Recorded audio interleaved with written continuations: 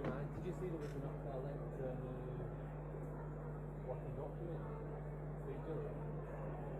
No, I'm going to try and get them to do one.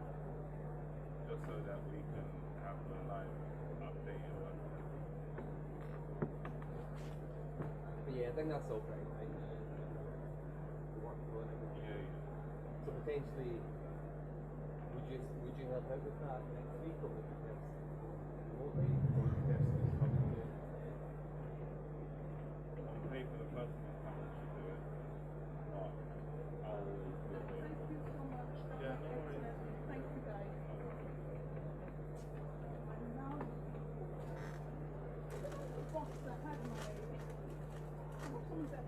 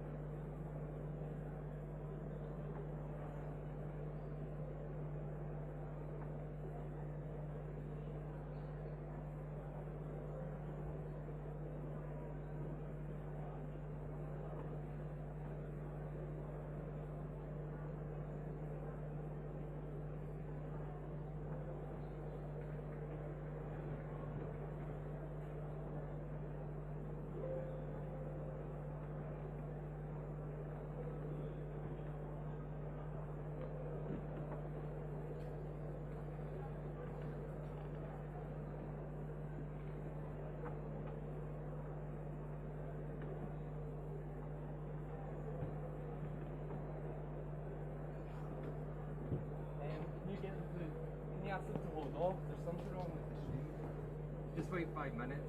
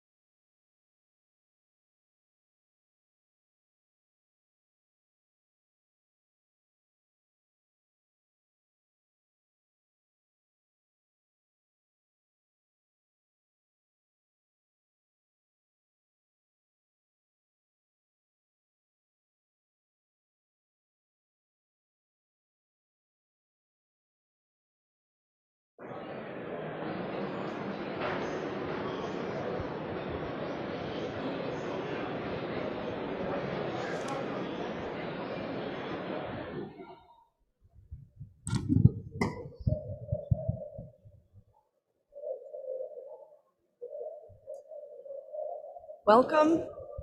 Welcome. I'm happy to welcome you here today, both here in the room and online watching us along. On behalf of WWF, the Ocean Risk and Resilience Action Alliance, the IUCN, and the Commonwealth Secretariat, I'm delighted to welcome you to this event and to discuss the role of finance in driving forward integrated ocean and climate solutions and action. I'm Margaret Kulo. I lead WWF's global finance practice. I'm very happy to be here today with an excellent panel, which I'll introduce in just a minute. Before we start, I'd like to set a bit of context for the conversation.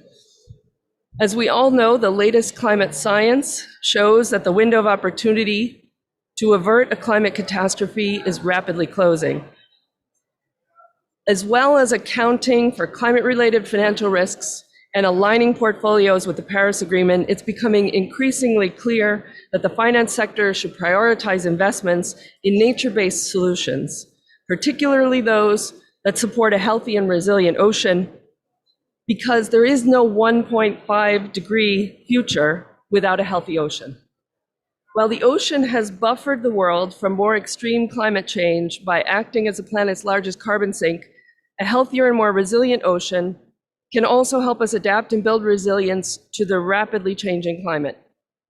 We should recognize the tremendous economic value of the ocean, estimated at about $24 trillion in terms of natural assets, with an annual revenue stream of about $2.5 trillion a year. However, with trillions of dollars of investment in ocean and coastal development expected over the next decade, financial institutions will have a growing stake in the ocean and therefore increasing exposure to climate and ocean-related risks. Climate risk is ocean risk, and ocean risk is climate risk, negatively impacting on both business and society, including some of our most vulnerable global citizens around the world. We'll hear a little bit more about that in our panel discussion. The finance community is starting, but they haven't fully made this connection yet. To address this, WWF and Metabolic recently launched a report, Navigating Ocean Risk, in collaboration with the Ocean Risk and Resilience Action Alliance, ORA. The report model found that 66% of listed companies have exposure to ocean risk and could lose up to $8.4 trillion in ocean investments over the next 15 years under a business as usual scenario. The analysis also showed that even in the short term, there are substantial gains to be had from aligning portfolios to the Paris Agreement and away from unsustainable ocean-based activities, most notably the value at risk for coastal real estate and infrastructure could be reduced by $2 trillion if urgent action is taken to reduce emissions and preserve natural ecosystems that protect against storm and flood damage. Here at the COP, we have a really important opportunity to secure a sustainable and healthy future for people and planet that recognizes this critical role of the ocean. It has, for far too long, been largely absent in our discussions. Fortunately, the world is waking up to the role of a healthy ocean. Per unit area, seagrass meadows, mangrove forests, salt marshes can be more effective carbon stores than tropical forests even. Mangrove restoration alone could have an estimated $65 billion a year in terms of storm and flood damage protection. If lost or destroyed, 15 million more people could be flooded across the world every year. The multiple benefits that come from nature-based solutions, investment in the solution set, investing in recovery and protection of our ocean's ecosystem and biodiversity can deliver the Paris Agreement. In fact, if we don't invest in that manner, we can't deliver 1.5 degrees Celsius. The Paulson Institute, TNC, Cornell University recently put out a report showing us the total biodiversity financing gap could reach $600 to $800 billion a year by 2030, demonstrating the scale of this challenge in meeting existing commitments on climate change, on conservation, and on the Sustainable Development Goals. Aligning these targets across the Paris Agreement, the Convention on Biological Diversity, the Sustainable Development Goals can help us, in fact, deliver a sustainable ocean and the SDGs and the Paris Agreement. With that, I'm happy to introduce to you an excellent panel. We have with us Nicholas Hardman-Montfort, Head of Ocean and Natural Resources in the Commonwealth Secretariat, and I want to thank the Commonwealth Secretariat for hosting us here today. We have Beverly Wade, Director of Blue Economy, Ministry of the Blue Economy and Civil Aviation in Belize. Chip Cunliffe, Biodiversity Director at AXA XL, co-chair of the Ocean Risk and Resilience Action Alliance. Stephen O'Driscoll, Head of Climate, Environmental and Social Policy, Safeguards and Quality Management in the Projects Directorate at the EIB, the European Investment Bank. And Dorothy Herr, Manager of Oceans and Climate Change at the IUCN. And it's a real pleasure to have you all here today. We've got a tremendous amount of expertise here on the stage on this whole range of issues. I want to start, Nicholas, with you. Lay the table for us. What's the situation with respect to impacts of climate in the Commonwealth states, especially the ocean-exposed coastal Commonwealth states? And how is the Blue Charter attempting to address this? Yeah, thanks, Margaret. You know, the Commonwealth, I mean, for those not familiar, you know, we have 54 member countries, and the Commonwealth is really an ocean Commonwealth. You know, across the Commonwealth, in those 54 countries, 47 of them have a coastline. And out of those, you know, sort of 25 are small island developing states. That's 2/3 of the world's small island developing states are in the Commonwealth. So really, you know, we have an ocean Commonwealth. 1/3 of the national waters in the world under the waters under national jurisdiction, so basically coastal waters, are in the Commonwealth. So as you can see, this really does mean that the impacts of climate change across the Commonwealth are widely felt in the ocean, and we are a blue Commonwealth. So from, you know, when we look at that then, so the increases in sea level rise we're seeing, you know, the ocean acidification, the ocean deoxygenation, the marine heat waves, and the bleaching of coral reefs, all of these have a huge impact on Commonwealth countries. We've got 45%, nearly half the tropical coral reefs in the world are within Commonwealth waters. We've got over 1/3 of the mangroves in Commonwealth countries. The impacts of climate change are hitting these ecosystems, but equally, where these ecosystems are intact, they are providing resilience and mitigating the effects of climate change, helping countries adapt to climate change in those countries. And so we have some of the world's best practices as well about how to do that. And We're going to hear from Belize particularly on that point, in a few moments. So really, Commonwealth countries are trying to sort of tackle this, but the big realization was that we cannot do it on our own. We have to do this as a community, and that's not just government ministers. It's everybody from the heads of government who committed to the Commonwealth Blue Charter in 2018, all the way down to the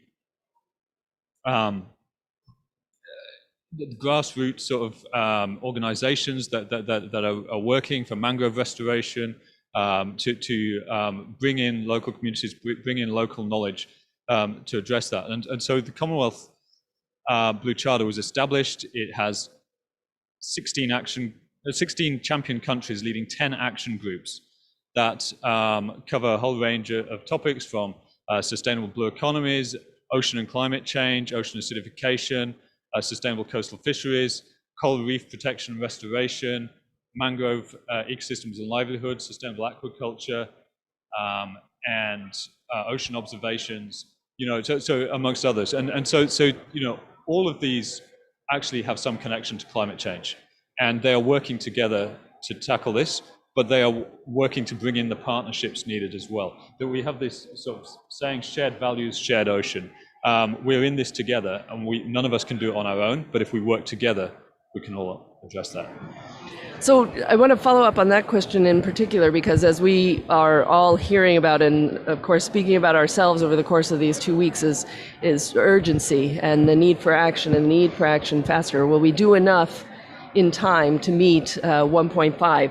What do you think is needed to urgently support governments in the least developed countries, in particular in the small island states, to address climate risks and biodiversity loss together? And what else is needed to support them as they try to scale nature-based solutions? Yeah, thanks. So, we've been doing a lot we've been doing a lot with Commonwealth countries, through the Blue Charter. They're sharing knowledge and expertise, case studies, best practices, lessons learned. Countries are helping each other to tackle these issues, and that was why the Blue Charter was set up. And we're supporting them in these with training and capacity building initiatives. Because, as I said, the ethos of the Blue Charter action groups is to recognize that we all have a role to play, and partnerships are key. So each of the action groups are establishing partnerships with organizations and institutions that are willing to help: NGOs, academia, private sector, philanthropy, media, whoever. And through this approach, we're starting to identify key projects for countries to work on, particularly around nature-based solutions for reef and mangrove restoration, blue carbon, marine protected areas, and so on. But the biggest issue, the biggest gap we have is funding. The importance of the ocean is not reflected in the funding available. Only 2% of the Green Climate Fund has been allocated to ocean projects so far. Actually, 3/4 of these projects do involve Commonwealth members. Only 1.6% of official development assistance supports the ocean economy. And when we look at private finance, there's 1/100th of 1% of all SDG funding from development finance supports SDG 14, and 1/2 of 1% of all SDG funding from philanthropy supports SDG 14. So really, SDG 14 is probably the least funded of all the SDGs. So ocean financing is a critical issue. Do have to say that with generous support of the UK, we're really pleased that we are able to now support an ocean climate finance advisor. So in the Secretariat, the Commonwealth Blue Charter team, working together with the Commonwealth Climate Finance Access Hub, which puts finance advisors into national governments and into regions to help support them access climate finance. We're bringing an ocean finance advisor into that to support the hub, support the advisors, and bring more ocean climate finance into the countries. UK are supporting us to do that. But if money is made available, we also need to be able to disperse it at the right level. So the absorptive capacity gap in small states is a particularly critical issue here as well. Seychelles have done this well. So if you look at the blue bond they launched and the debt for nature swap, they set up the Seychelles Climate a Conservation Climate Adaptation Trust, which is a disbursement mechanism which can take these large-scale investments and then give them to the scale of projects that are needed on the ground. But to do this across the Commonwealth, we need to establish a mechanism. So we're looking at something called we're calling it for now a Blue Charter Action Fund that can take larger scale finance and make it available to small scale local projects that countries have the capacity to work on now, because now is the time we need to take action. And this will also allow countries to prioritize activities where they are most aligned to local need. I'm going to come back on the question of finance in a minute. We'll get to Chip and Stephen, but first I want to go to Beverly. Can you hear me? Sorry. Okay. First I want to go to Beverly and take us to the field. So Beverly leads the work on climate and oceans in Belize, and also since 2013 has been the UNESCO World Heritage Site focal point in Belize. So some of the world's most fantastic, beautiful, wonderful places. You have the honor and the pleasure of having very close knowledge of. So what is it that you've been doing in Belize? There's been tremendous leadership, as Nick also referred. How do you share what you've been doing and what you've learned with the others who are just coming up along the way? Thank you. So Belize is a leader in integrated oceans and climate solution. And as you mentioned earlier, our marine system is one of the most diverse in the world. It houses the second largest barrier reef in the Western Hemisphere that is also designated as a World Heritage Site.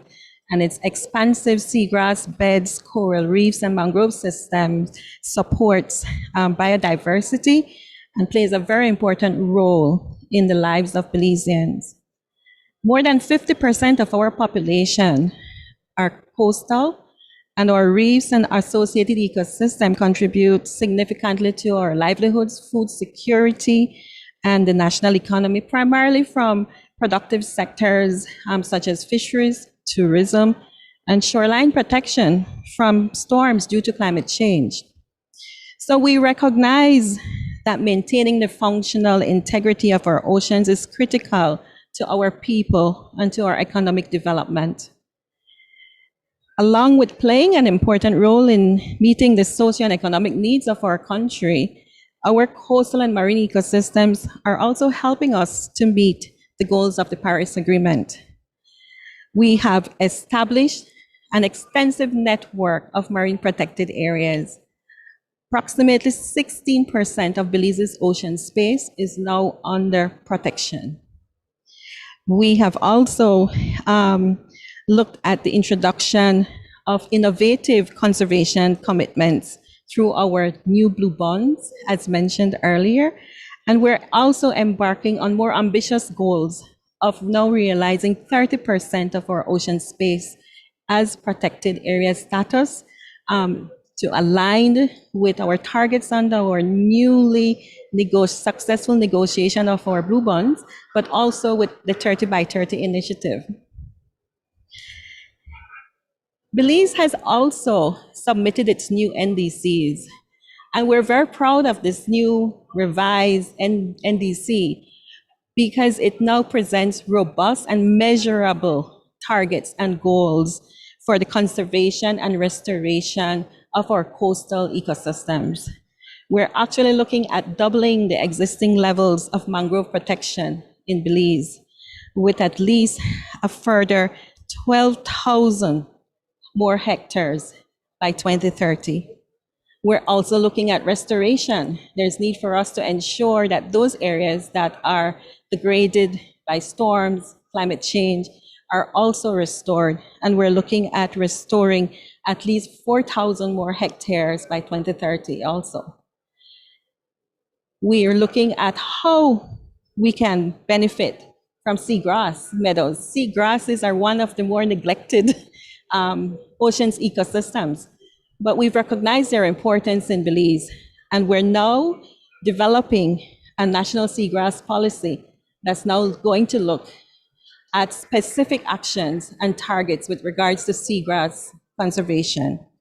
And of course, that NDC is now looking at inclusion of our blue carbon values in our national greenhouse gas inventory. These areas, as we mentioned before, are viewed as being critical in supporting our productive and economic sectors, such as fisheries and tourism. And they are integrated into our national plans for sustainable use of our marine resources. Belize's coastal resources are about livelihoods, they're about people, they're about food security, and yes, they are about climate change adaptation and mitigation. One quick follow-up. It's not often that you hear a government representative refer to shoreline protection as a productive economic activity. Talk a little bit about that as you continue on in your answer, because it really sort of struck me. We have this challenge. There will be lots of discussions on investing in nature over the course of these 2 weeks, and we have this challenge of people saying, well, it's sort of a philanthropic activity. It's not really part of your GDP activities. And this is a really good example of how fundamental investment in shoreline protection, investment in nature-based solutions is to you as you're thinking about the economy. Say a little bit more about that. Sure.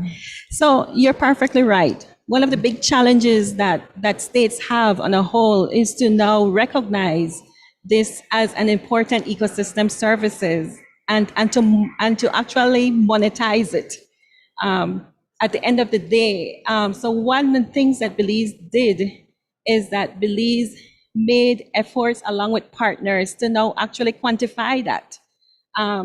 We've actually come up with estimates that are looking at between fisheries, tourism, and shoreline protection, that our coastal ecosystems actually contribute over $1 billion to our national economy on an annual basis. And so when you're able to give that a monetary value, then it allows us as policymakers and as government to now rightfully seat the conservation, the management, and the responsible use of our coastal resources in our national development plans, and also in our approach towards ensuring that the functional integrity of these systems are maintained.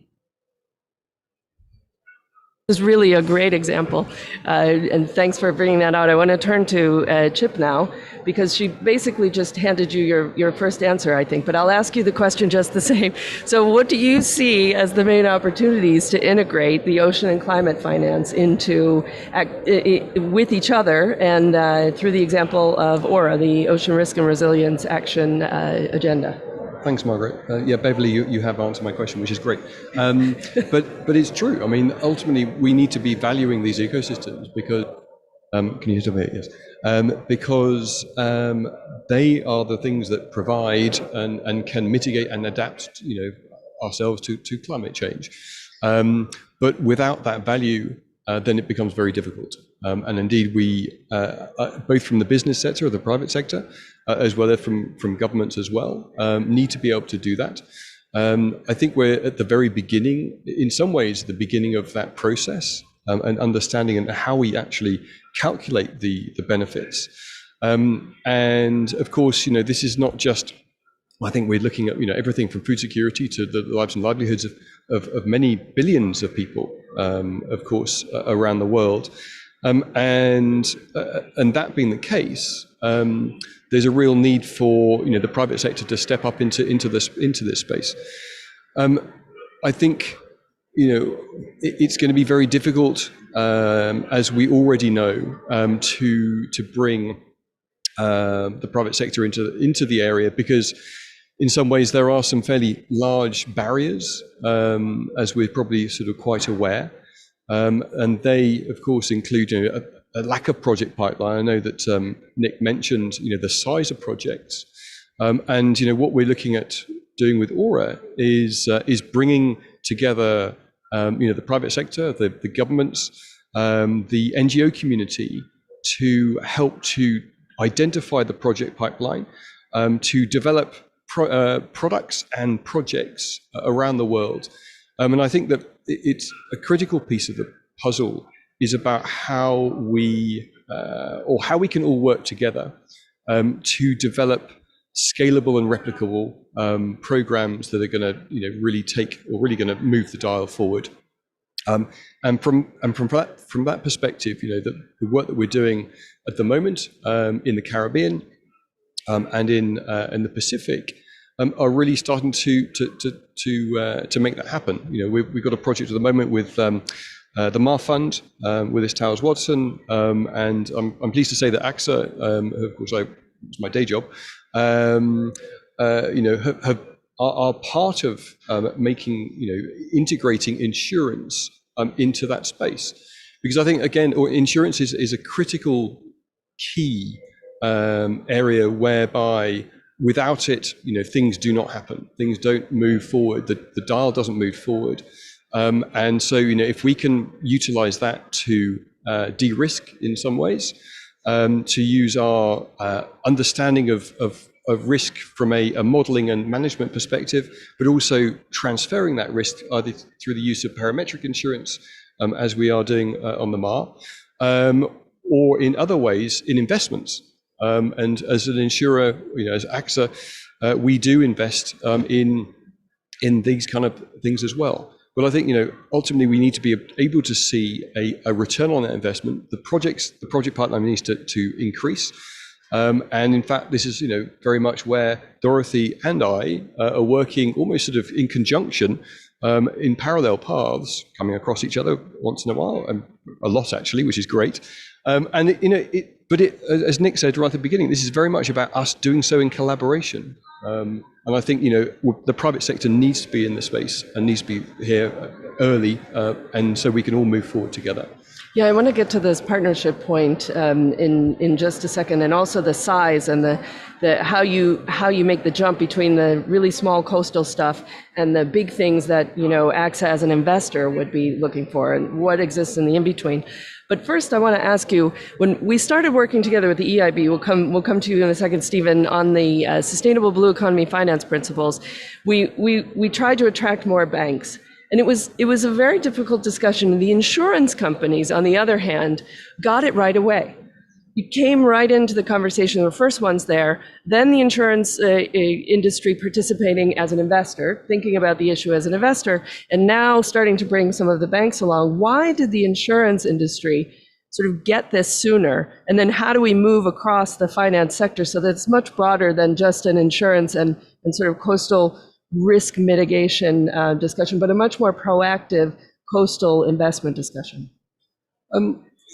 It's a good question, and I think that from our perspective, we certainly when we're thinking about our clients and the risks to our clients, then we need to be ahead of the curve. We need to understand the risks that they're likely to face, and of course, if they're facing it, we're facing it too, because the amount of money that we're having to or at least the assets that we're insuring will have an impact on our balance sheet.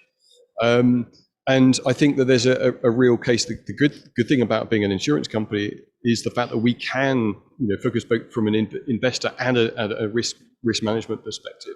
And I think that both those two things allow us to see it from a slightly different angle, perhaps.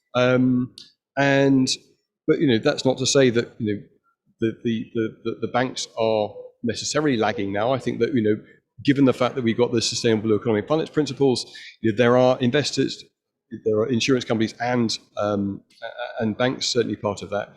And one thing that we've put out over the last 2 weeks within Aura is a Back Blue commitment. So Back Blue Ocean Finance commitment about really integrating for the first time the ocean into our decision making, and that doesn't just come from that's very much top down and bottom up, but we all need to be doing it. And I go back to Nick's point, I think, around the fact that actually there's a huge amount more education that needs to go on in every sector of society around the ocean, and so if we're talking about mitigation, adapting to climate change, then it needs to go from school children through to the planners within our communities, to the architects, the risk managers within those firms, etc. I mean, everybody needs to understand it, and yet at the moment, That's not the case.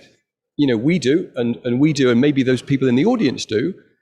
But unless we're actually pulling a lot of other people around, then we're going to be spending a lot of time just talking to ourselves. Yeah, I want to, on that point and this point of partnerships and bringing together an integrated approach, I mean, just for a second, think about the organizations that are represented here, and would we all have been having this conversation 5 years ago, maybe even 2 years ago? We might have just been starting. Stephen, to you, EIB has been leading for quite some time in both the ocean space and in new climate commitments, setting an example as a public development bank on what's possible. There are still significant structural barriers to the flow of capital towards ocean conservation and nature-based solutions, and some of these sort of investment in coastal communities and the resilience of coastal communities. What's the role of public sector finance in addressing those barriers? Thank you very much, Margaret. Can you hear me? Yep. Yeah, thank you very much. Really pleased to be here today. I mean, I was going to start where Chip finished off there. I mean, it's just difficult to overstate how important a role oceans play in addressing climate change. And somehow it just doesn't seem to feature on the agenda. So we need to educate, we need to bring it up the agenda, and very, very quickly in our view. And as Margaret said, you know, we've been very active in this field. I mean, the barriers, you referred to them again, Chip, they're very clear. Scalable projects, investable projects, and I think as the EU Climate Bank in particular, and you know, the role that public sector finance can play, I think we have a very important role. I mean, our purpose is supporting EU policy, and the EU Green Deal in particular at the moment, which has, you know, sustainable blue economy as one of its main focus areas. You know, and in supporting policy for us as a public bank, it becomes a question of how we can best use our capital, and that's actually both financial and human capital, in fact, to address some of those barriers. And I think there are probably four main ways in which we can do that. I think to an extent we have the power to convene, and by that I mean we can generate, you know, a healthy level of dialogue up front, so we can make sure that, you know, projects are developed and designed and purposed in the right direction and set within the proper sustainability context. Our logo as a bank is effectively lending, blending and advising, and the last part of that is about technical assistance and advisory services.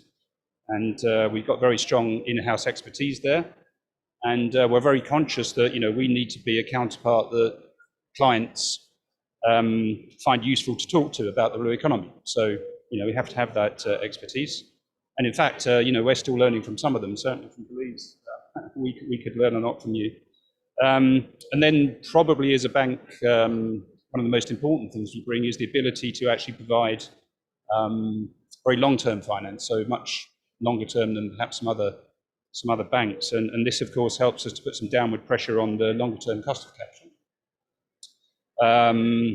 And this gives us some certainty and, you know, some confidence that over the long term, you know, we can start to address some of these issues together. And then the point about risk sharing is key. You know, so as the EU Climate Bank, we have access to EU budget facilities, and this is where the blending comes in. And, you know, we can do what we can to develop tailored financial products.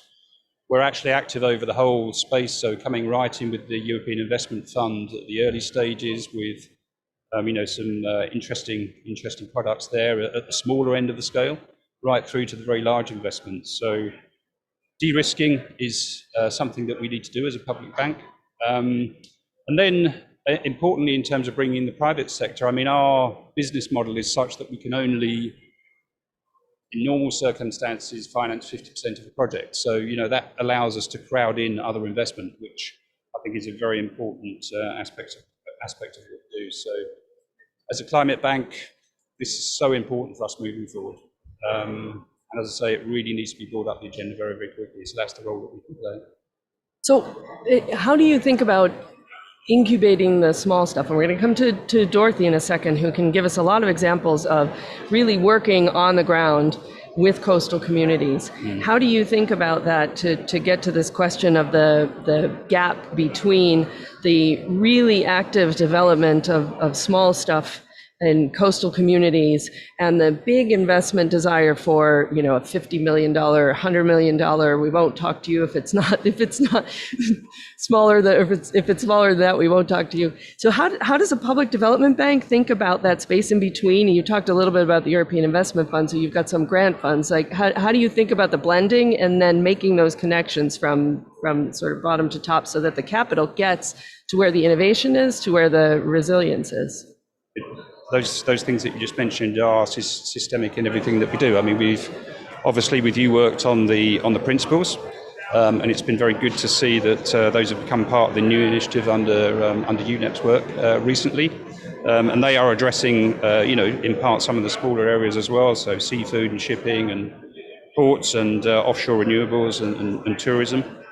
I mean, those issues were central to our thinking in the Climate Bank Roadmap as well, which was approved unanimously last year and really sets us up as the EU Climate Bank.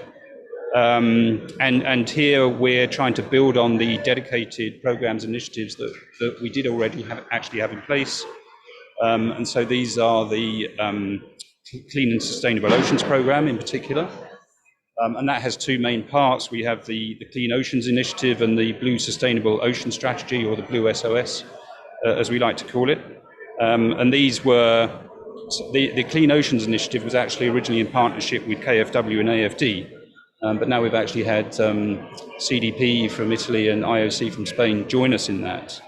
And the whole purpose of this is to provide up to $2 billion in financing over 5 years, I think that one is, for, you know, and that's for projects that reduce the discharge of plastics into the ocean. I'm really pleased to say that we're actually not far off that target now. So we've done about 30 projects all over the world, and these bring in some small-scale projects as well. And we're not, we've changed a little bit, I would say, Margaret. I mean, we're not just about the 100 million projects anymore. We're looking at much smaller investments than that these days. And the Blue Sustainable Ocean Strategy, the Blue SOS, that comes with a commitment of $2.5 billion out to 2023.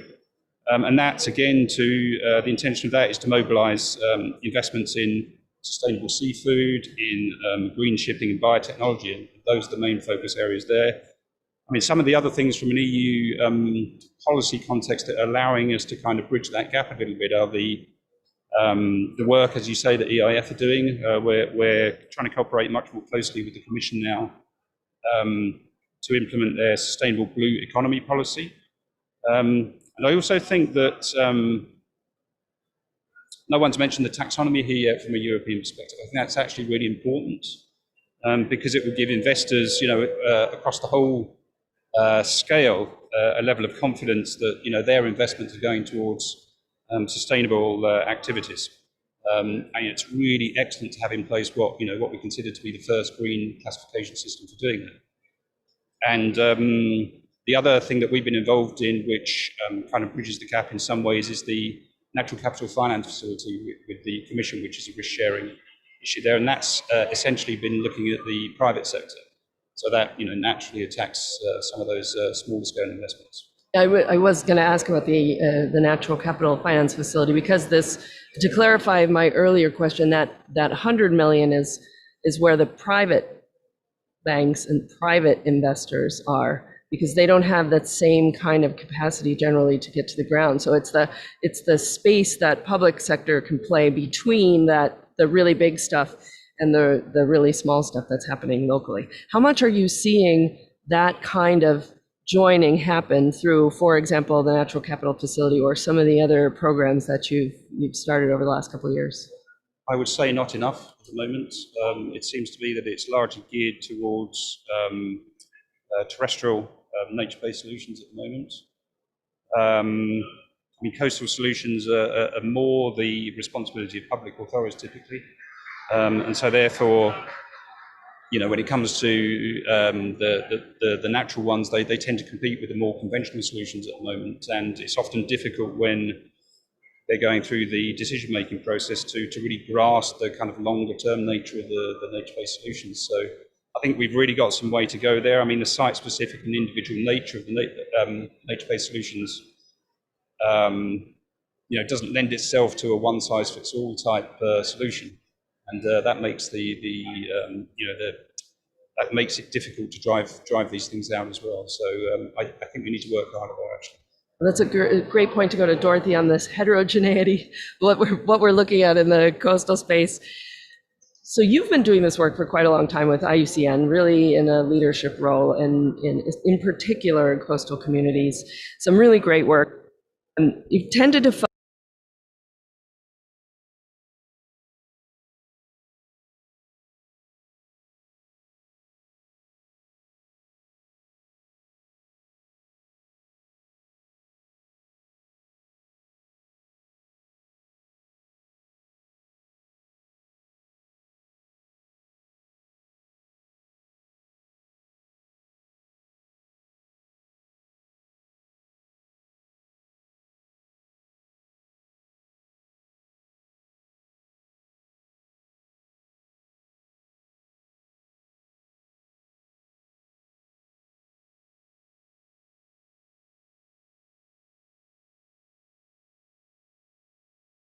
that it's not just carbon. Indeed, we know that the mangroves, the seagrasses have this really significant function on mitigation, but it's also about the adaptation. Can we create business models that the private sector is so interested in around different revenue streams? There might be some more dominating one. It might be ecotourism like we have in Belize, but we are looking at sort of adding a carbon component to it. And how do we, again, manage these in sort of the perpetuity and the coherence of the ecosystem? And I think that is for us as IUCN extremely important, because again, nature-based solution is in fashion. We like that it's in fashion, but it also comes with sort of some caveats. And I think there we need to be extremely important that we have the actual conservation and restoration of ecosystems involved, because as good and as necessary sort of waste or plastic projects are, and they will reduce sort of these indirect stresses on the coastal and marine environment. It's extremely important, specifically when we talk about leveraging private sector finance, that money is used for the actual management and conservation of the ecosystem. And I think that is still where it sometimes becomes a bit sort of murky, the water, in how that's actually done. So it's really indeed, I think we're still in early days, very exciting days. With the BNCFF, we have a project also in the Philippines, for example.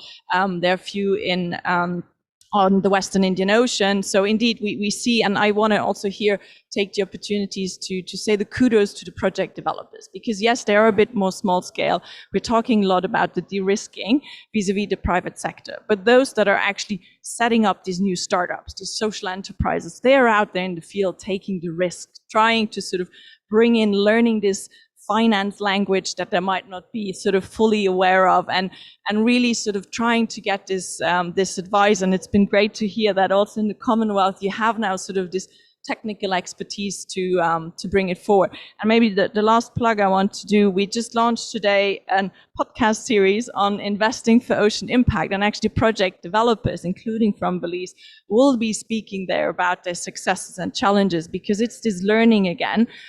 What do we share? If I am a project developer, what would I've known, 3 years ago? So sharing that sort of in order to speed up and scale up, because I think that's what we really need. Really looking forward to that podcast. Actually, I think you have exactly the right audience here for the podcast. What has worked? So you've seen a lot of these examples. You've given some of the examples. What have you seen really worked on the ground, and why? What is it that made it work? I think those projects, again, that had local capacity. So there is the combination of sort of maybe more technical financial expertise from maybe the US or Europe, but those projects that really have the foot on the ground and that can sort of marry these, knowing the local circumstances. And I don't know who from the speaker said it, but at the moment there's not one project like the other. So yes, we have lessons learned, but it's really about the local circumstances, like what's the land use, the legal setup, that we can really sort of bring in blended finance, bring in the private sector. And I think it's really the committed project developers that really sort of see an opportunity, that want to make it happen, that involve the community, and I think impacts. That is really, they want to measure the impact so that 5-10 years down the road, it's not just about the return on investment. It's about the actual conservation benefits on the ground plus the societal benefits for communities. Do you think we've been missing in the formal conversations in the UNFCCC in this space? So, do we need to see a change in language? Do we see new language? Is it about understanding? Is it about action and application on the ground? You've been pushing really hard on this. Tell us what we're missing. I think my first COP was in Copenhagen some time ago now, and I think it's been an incredible journey. I mean, you can't keep up of the ocean events, but as we always said, it's what happened here and over there at the negotiations. And I think we've seen a tremendous increase in attention on ocean topics. I'm someone who says the word ocean doesn't always need to pop up for us to be able to act on ocean. So I think within the Paris Agreement, there is actually the word ocean, which is great, but I think it's really using some of these technical processes, the mechanisms that we have, and those are already in place. So we don't need to come up with something incredibly crazy new, but it's also really for parties to make it happen. And I think, again, the NDCs are a wonderful example where we see really country leadership coming forward. We have Chile, Kenya, Belize, Seychelles, really a few that are just leading the way. I mean, seeing MPAs in an NDC is something I wouldn't have dreamt of 10 years ago, and here we are, they're in there. So I think we start bringing those together, but I think it's really this topic, and again, kudos to all my forest colleagues. There was a big commitment, over the last few days on forest. Where's the commitment on the ocean? Maybe there's still something coming our way in the next few days. Oceans Day is coming, but I think that is what we want, right? We need the green, the blue, and we need this really to happen at the highest level. Yeah, thanks. This is a very nice, hopeful note. I don't know how the rest of you have been enjoying your COP, but you run from these conversations that are extremely hopeful and really positive and forward-looking, and then the other conversations where you just think it's never going to happen. So it's really great to hear. I want to hear from all of you. Like, what hope are you seeing in Glasgow at the COP? Why don't you start, Nick? Thank you. Yeah. So, well, I mean, there's a great energy here. Everybody seems to be here to do business, to actually get something done, and so that's giving me a positive feeling that we can move things forward. It's the first time many of us have been together in over 2 years, and so there's a lot of reconnection coming on. But we're finding things have moved on in that time. The awareness and willingness to act has moved on. And so I'm confident that we are going to get some more partnerships, so some more investment in ocean, and just getting the message out there again, about how important the ocean is. I mean, we've talking about a lot of things here, and there's a lot of new tools that have come out over the last couple of years that can really help move this space. We haven't talked today about ocean accounting, but ocean accounting is absolutely critical for getting this on the balance sheets, making sure blue natural capital is on the balance sheets. So, I think, what am I hopeful for from COP? I'm hopeful that the ocean is going to be fully integrated into the nature-based solutions we're seeing coming forward. Great. Beverly, what do you see? Follow up on the last intervention.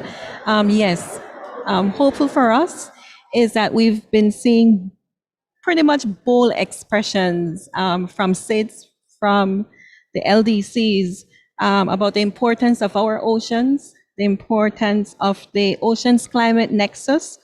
And we would want to see that, as mentioned earlier, integrated into COP, into the outcomes, and also a call a call of action for that to happen. But I just wanted to say that this is hopeful.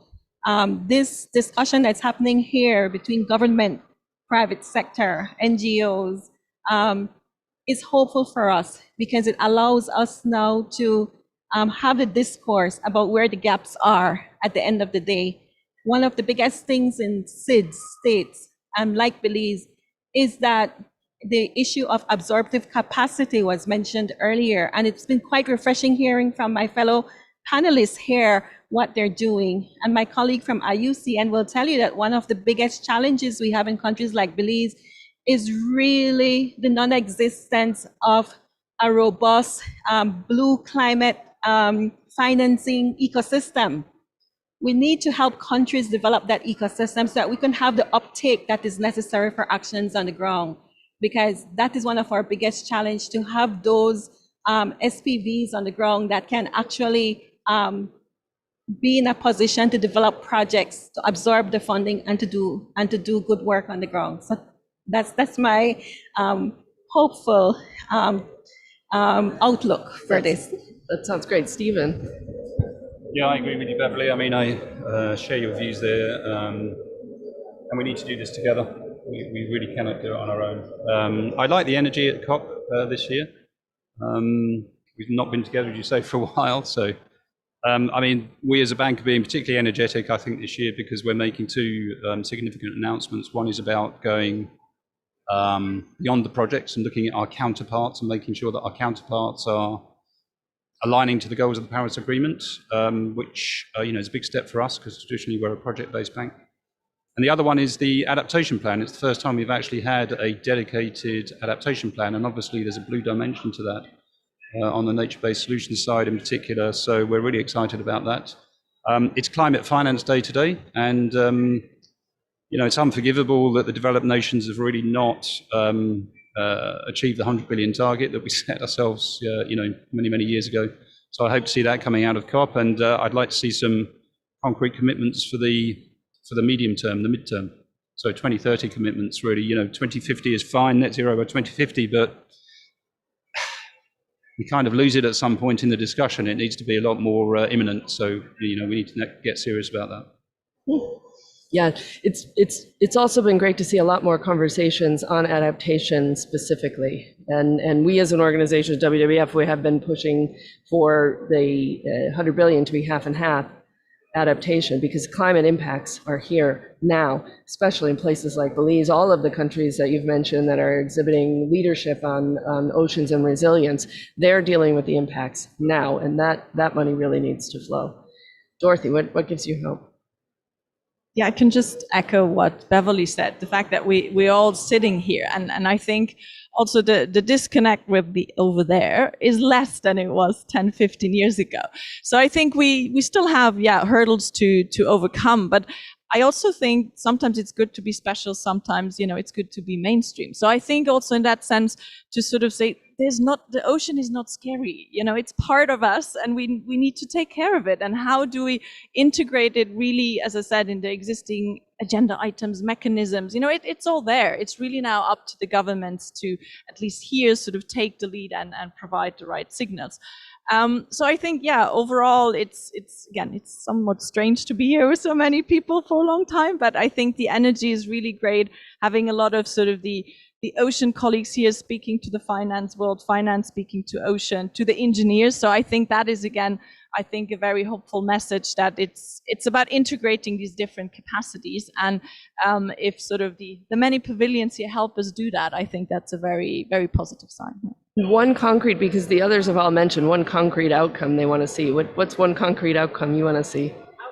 A recurring dialogue on oceans and climate change in the COP, CP126, so the main outcome document. So they are just negotiating that. So hopefully that will be in the end result.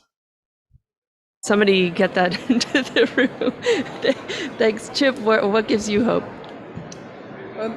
Well, I think the fact that again, we are here and talking about this. I think from a private sector perspective, that governments recognise the importance of our sector, and that they can integrate, our expertise, whether it be, from the investment side or the insurance side, into some of those decisions. And I think that it's sort of critical that that happens, from the very beginning, from the get-go. If that doesn't happen and it's all been it's pulled in too late, then I think we're going to be struggling to make the required or to develop the required mechanisms to pull this together. And indeed, I think that we need to be sort of focusing this, over the next few years rather than, looking necessarily at 2050, which of course is an important date. And so I do agree that we need to have a sort of much closer focus to then rather than too far away. Thank you for that. We do have about 5 minutes. If there's a mic, we can take a question from the floor. You've got a mic? Thank you, Heidi.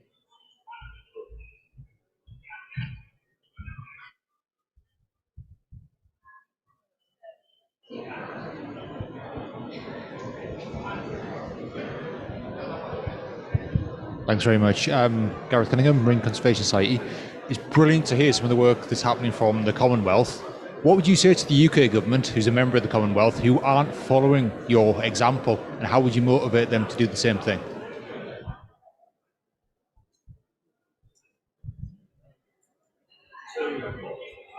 Con. Thank you. Yeah. We have 54 governments, all of them committed to the Commonwealth Blue Charter to action on the ocean. The UK government is actually doing a huge amount on the ocean. They've just launched the Blue Planet Fund, £500 million to be invested into ocean development projects. So, and they've been really supportive of the Ocean Risk Resilience Action Alliance, or which CHIP represents, that they've been doing great work across the Caribbean through the Commonwealth Marine Economist Program. So I feel, that, and they set up the Blue Belt as well in marine protected areas. So for quite a long time, the UK have been leading on a lot of action. There's always more to do, and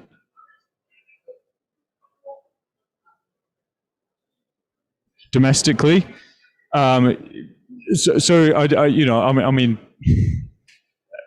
there's a big plan of work coming out from the UK government. I hear the updates from DEFRA of what's going on with UK marine protected areas. I think they are moving the right direction, but they do need to hear your voice. Whenever there's consultation, they need to get that voice. Obviously, we've seen the effects this week of the effects of sort of public backlash against some of the votes on pollution going into the ocean. This is the value of the UK democracy, that we have this voice and that we can push it, and that our politicians do listen.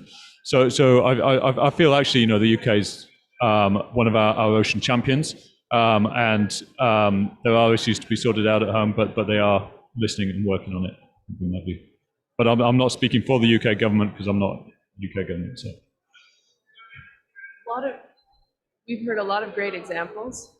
We've heard a lot of great examples from all over the field. Real leadership happening in the Commonwealth, in Belize, with the EIB, with the IUCN, with ORA, and even AXA. Bring the rest of them along, Chip. We want them all in the conversation. And it's clear that we need to combine climate and the oceans if we're going to reach 1.5 degrees Celsius target. There's no 1.5 without a healthy ocean. To support this, financial institutions, both public and private, should adopt the Sustainable Blue Economy Finance Principles, follow the UNEP finance guidance, which was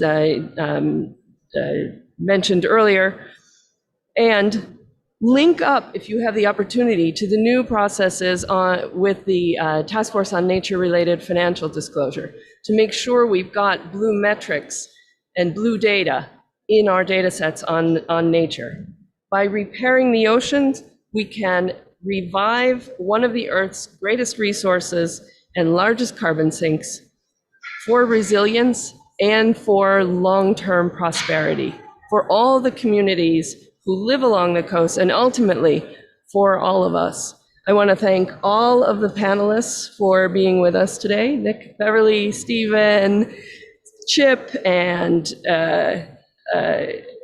Dorothy. And I want to thank you for all the work that you've been doing, jet lag, Thank you for all the work that you've been doing. And I also want to thank, because a number of you mentioned it, the team that worked to bring this conversation together. Because what really brings us hope is these sort of interdisciplinary conversations where we can have governments and public and private finance and people really doing the work on the ground, environmentalists, engineers, and insurers, all in one conversation. Thank you all very much for joining us, and thanks for hosting us here again at the Commonwealth Pavilion.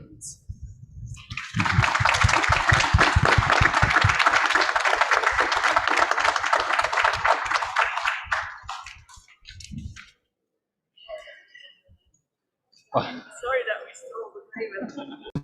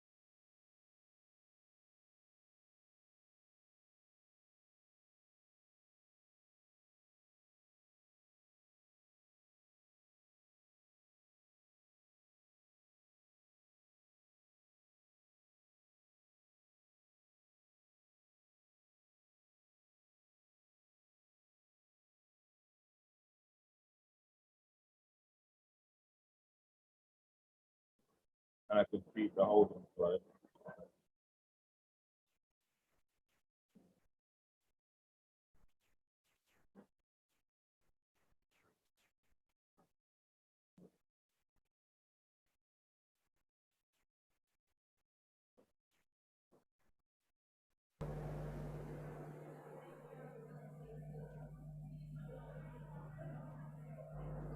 Okay, yeah, so I'm just seeing you rather than the holding side. Oh, right, so I just need to pin it. Yeah, that's it.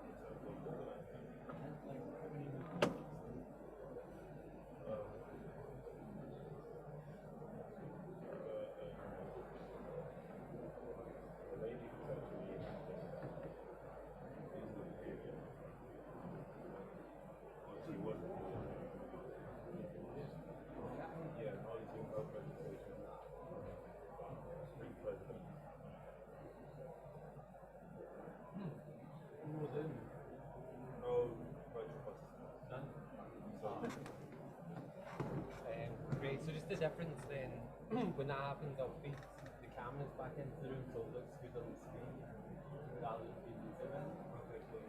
And that sometimes just makes it look a bit nicer.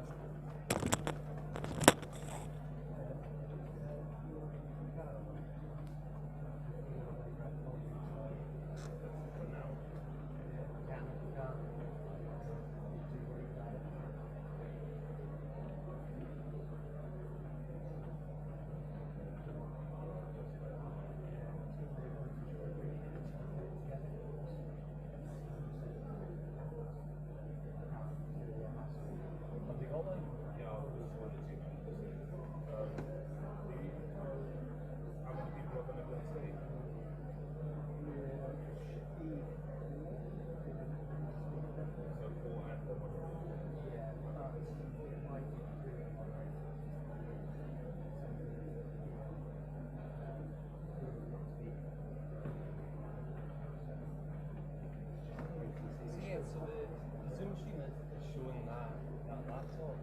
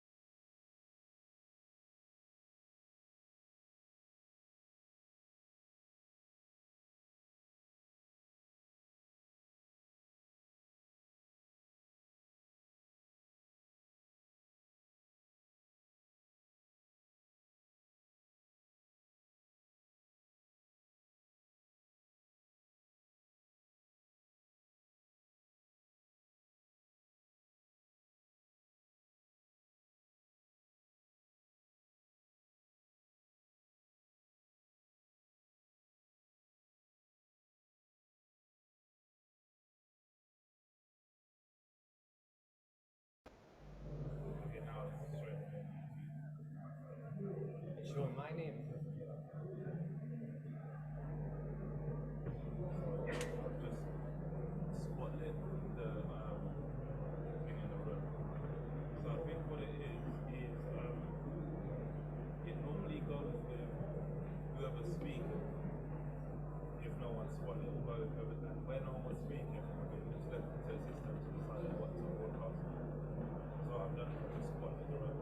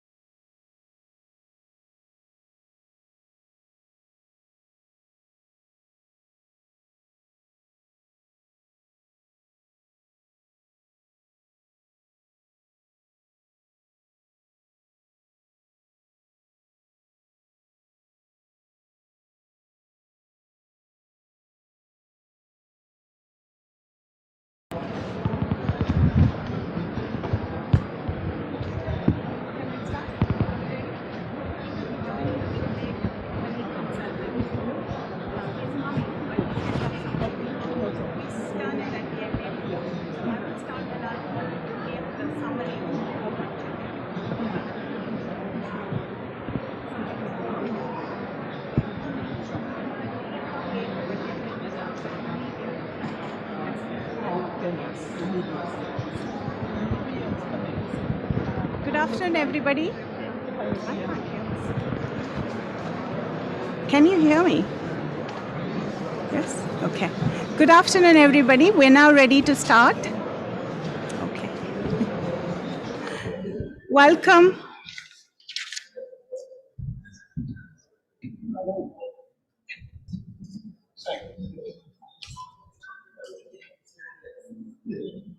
Good afternoon, and to those of you who or not, I wish you all a very happy first day of Diwali, and the second day of Diwali is tomorrow. So anyway, welcome. This event is on a call for action on living lands. It's the Commonwealth Call for Action on Living Lands, and this is a flagship event of the work that the Commonwealth has been doing with respect to the Living Land Charter, the proposed Living Land Charter, which we have been in consultation with our member countries. As you are aware, Cop26 is extremely important in accelerating implementation of NDCs. A crucial component of implementation is access to finance. The Commonwealth Climate Finance Access Hub, a CHOGA mandate of 2015, has been working closely with 16 member countries for enabling access to climate finance. The leaders in the discussion at COP26 over the last 2 days have already committed to 2 important initiatives toward meeting the goals for 1.5 degrees Celsius. These are for ending and reversing deforestation, as well as to cut methane emissions by 30% by 2030. These initiatives are extremely important for sustaining global biodiversity, reducing land degradation, and reducing climate change impacts. And these are central to our proposed Commonwealth Living Lands Charter. The Secretary General has been constantly working on encouraging and trying to develop this idea of Living Land Charter to fit alongside our Blue Charter, the Commonwealth Blue Charter. I now invite Secretary General Patricia Scotland to give us a short summary of our proposed Living Land Charter. SG.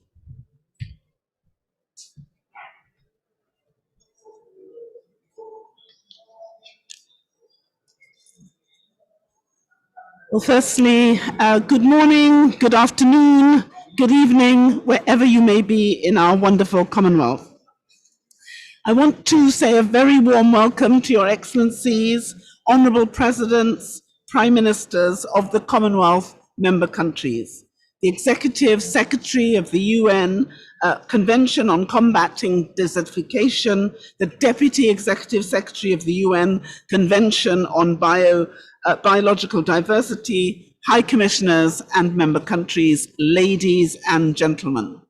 A warm welcome to this high-level event hosted by the Commonwealth Secretariat on the Commonwealth Call to Action on Living Lands, accelerating action against climate change, desertification, biodiversity loss across the 3 Rio Conventions. You all know that we had launched the Common Sensing Programme to deal with the atmosphere, the Blue Charter to deal with our oceans.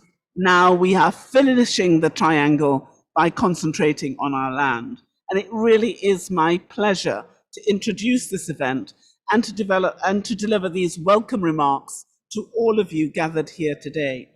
And I'm delighted to be participating in this forum. And I wish to take just a few moments to acknowledge and appreciate the presence of our heads of government and senior officials from respective ministries. Your presence here today is significant, and we indeed look forward to your active engagement in this event. Very soon we will have the President of Namibia joining us, but we have the Prime Minister, so that is Africa. We have the Prime Minister of Antigua and Barbuda, and we have the Prime Minister of Fiji. So 3 regions of our Commonwealth warmly and brilliantly represented, if I may say so. As the climate change starts to develop and change at an alarming rate, the associated impacts and risks are increasingly felt across a range of ecosystems essential for human well-being and survival. Our land forms the foundation for sustaining human life, supporting billions of people for their food, their livelihoods, and their traditions. It is both a source and a sink of greenhouse gases. Sustainable land management recognizes the key social, economic, and environmental benefits of land use, planning, and management, and it plays an essential role in the fight against climate change, as well as adapting to its impacts. From its inception in 2019, the work programme on the Commonwealth Call on Living Lands has seen a significant progress and milestones in its development to propel sustainable land management. The programme calls on all 54 Commonwealth member countries to synergise action on the land against biodiversity loss, desertification, and climate change by integrating the targets of all three of the Rio Conventions. The programme supports the proposed Commonwealth Living Lands Charter, which seeks to catalyse the global political momentum for enhancing climate action, building resilience, reducing biodiversity loss, and arresting land degradation. To date, the Secretariat has consulted with about 30 member countries on the development of the Call programme and the Charter in the form of a bilateral consultations at the High Commission level, as well as through regional engagements in the form of virtual events. Likewise, consultants have also been conducted with a number of regional development agencies who may provide support on the implementation of the Charter. So this is really taking all of us working together in harmony. The implementation of the proposed Living Charter will, I hope, require not just multilateral and multi-stakeholder support, but it will particularly require from our member countries and through action groups their commitment to champion thematic areas corresponding to the national priorities on identified land issues. And in this regard, we encourage the full participation of our member countries and all of you, those in attendance today and going forward. We expect to continue working with member countries on and our identified partners on propelling the implementation of the proposed Living Lands Charter ahead of our next Commonwealth Heads of Government meeting and onwards. The Commonwealth Climate Change Programme remains absolutely committed to strengthening the resilience of our Commonwealth countries by facilitating capacity development and access to public and private finance in response to the development needs of our countries. And with this event, we continue to collaborate with member countries and international and regional agencies through the Commonwealth Climate Finance Access Hub to mobilize the resources and to accelerate the efforts to address climate change, biodiversity loss, and land degradation. And in the Commonwealth, we will continue to use our convening power, our partnerships, our innovation, and our advocacy to support and stand in solidarity with our most vulnerable and most at-risk nations who are enduring the worst impacts of climate change, biodiversity loss, and land degradation. We will continue to reflect both inwards and outwards and work with development partners to achieve the desired results.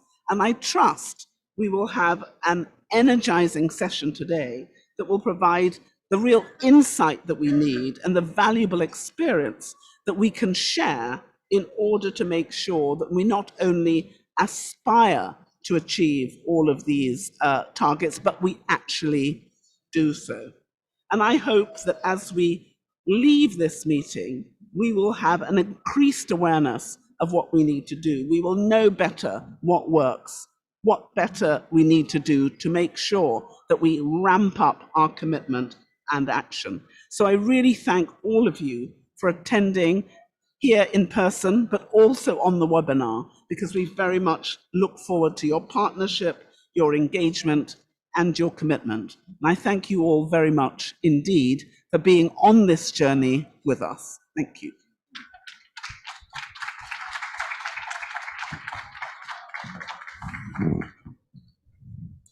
Thank you, SG, for setting the scene and summarizing our aspiration for living lands.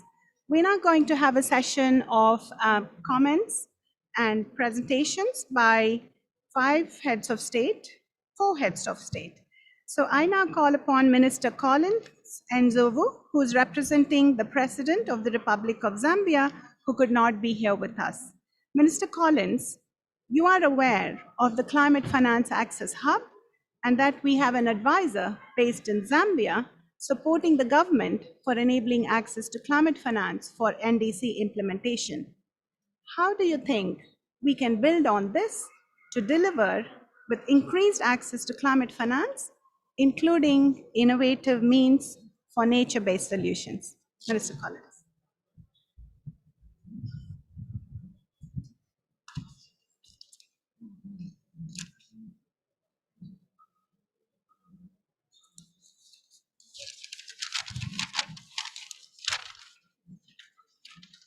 Good afternoon, ladies and gentlemen. The moderator, the Secretary General of the Commonwealth, Madam Patricia Scotland, Your Excellencies, the Prime Ministers of Australia, if they are represented here, the President of the Republic of Namibia, His Excellency, the Prime Minister of Fiji, my fellow ministers present here, ladies and gentlemen, I wish to convey my gratitude and that of the delegation to the Commonwealth Secretariat in inviting us to be part of this important occasion. Similarly, I applaud all governments and organizations that have partnered to hold this Commonwealth Call for Action for Living Lands. Zambia is a proud member of the Commonwealth, and we are delighted to associate ourselves with this important call. Zambia has been an active member of the 3 Rio Conventions on biodiversity, climate change, and land degradation since their inception in 1992. For us, the conservation of biodiversity, which constitutes our natural capital, is critical to ensure we achieve our aspirations of ensuring a green economy and contribution to the attainment of our socio-economic development. Ladies and gentlemen, you may wish to know that Zambia is endowed with abundant fauna and flora which constitute our diversity, some of which are endemic only to our country, and we therefore take biodiversity conservation very seriously. Zambia has already domesticated the Aichi targets on biodiversity and has been vigorously implementing biodiversity conservation strategies and programs through the National Biodiversity Strategy and Action Plan of 2015, with a view to contribute to the attainment of the overall goal of the Convention on Biodiversity and foster economic development. Ladies and gentlemen, we are currently engaged with the global community in formulating a new post-2020 global biodiversity framework, and we are confident we'll soon achieve this. I wish to share with you my government's determination to ensure that the green economy, which entails low carbon, resource efficiency, and social inclusiveness approach, drives the economic transformation and recovery that we so desperately need. In order to achieve that, ladies and gentlemen, we have created a dedicated ministry, the Ministry of Green Economy and Environment, bringing together several functions on our forests, climate change, meteorology, biosafety, and environmental protection. It is our hope that by bringing these interrelated but critical functions in one single ministry, we will promote a development path that considers natural capital as a critical economic asset and a source of benefit, especially for the poor people whose livelihoods depend on natural resources. Ladies and gentlemen, it is also expected that these realignments of portfolio functions will enhance green investments and will spur renewable energy and resource efficiency, as well as prevention of the loss of diversity and ecosystems. Similarly, we are working towards achieving a no net loss on land degradation by 2030 through implementation of our Natural Action Plan on land degradation neutrality. Ladies and gentlemen, similarly, we are also working towards achieving, however, we are constrained, ladies and gentlemen, we are constrained to achieve most of these targets in time due to inadequate financial resources, making it difficult for us to make our fair contribution to global efforts in addressing these multiple challenges. Therefore, this call is important to us as we also share and subscribe to the importance of using nature-based solutions to address the challenges that confront mankind today. It is equally important that our actions on biodiversity conservation, land management, and fighting climate change result in improved socio-economic impacts on people's livelihoods and our nations. I wish to assure you of my personal as well as my government's commitment to these aspirations, and you can count on us for our partnership. Accelerating action against climate change, desertification, and biodiversity loss is a call we would like to partner with yourselves. Ladies and gentlemen, Madam Secretary General, Your Excellencies, as a country and being part of the world, you've come obviously to the realization that we need to do more. We need to be more ambitious. Climate change is with us. Secretary General, the effects, the negative effects of climate change, inclusive of drought, severe drought, which is even becoming more recurrent, severe flooding, which is recurrent, is taking away resources, our meager resources, towards mitigation and adaptation programs for our country. We are in this together. I can only encourage my fellow African states who are represented here to come together, to partner with us, to partner with yourselves, to make a solid group so that we can tap into the various commitments the developed world are committing to us. We call upon you, Secretary General, as well, to make the $100 billion pledge a reality for us. We need to develop our economies, but we cannot do so without funding. We need to use our natural resources. Our commitment is to ensure that we use our natural resources efficiently. We need to ensure that there is environmental sustainability. But to do this, we need partnerships. We need partnerships with other African countries. We need partnerships with the developed economies. We need partnerships with the Commonwealth. We stand ready to work with yourselves, and we look forward to working with yourselves. Thank you very much.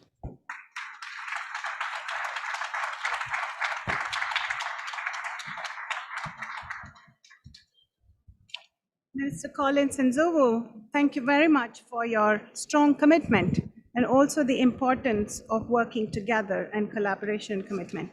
We next have Honorable Prime Minister of Antigua and Barbuda, Prime Minister Gaston Brown. Prime Minister, you have been leading on tackling economic and climate challenges, which are crucial for our developing and small and vulnerable states across the Commonwealth. Please share your insights about innovative financing mechanisms like debt for climate swaps to address the dual economic and climate challenges of today, including with reference to our small states. What might be required to make this happen faster and at scale? And I also take the liberty, Prime Ministers, with your expertise to add to the question, and how might this and the Living Land Charter contribute to the circular economy? Prime Minister.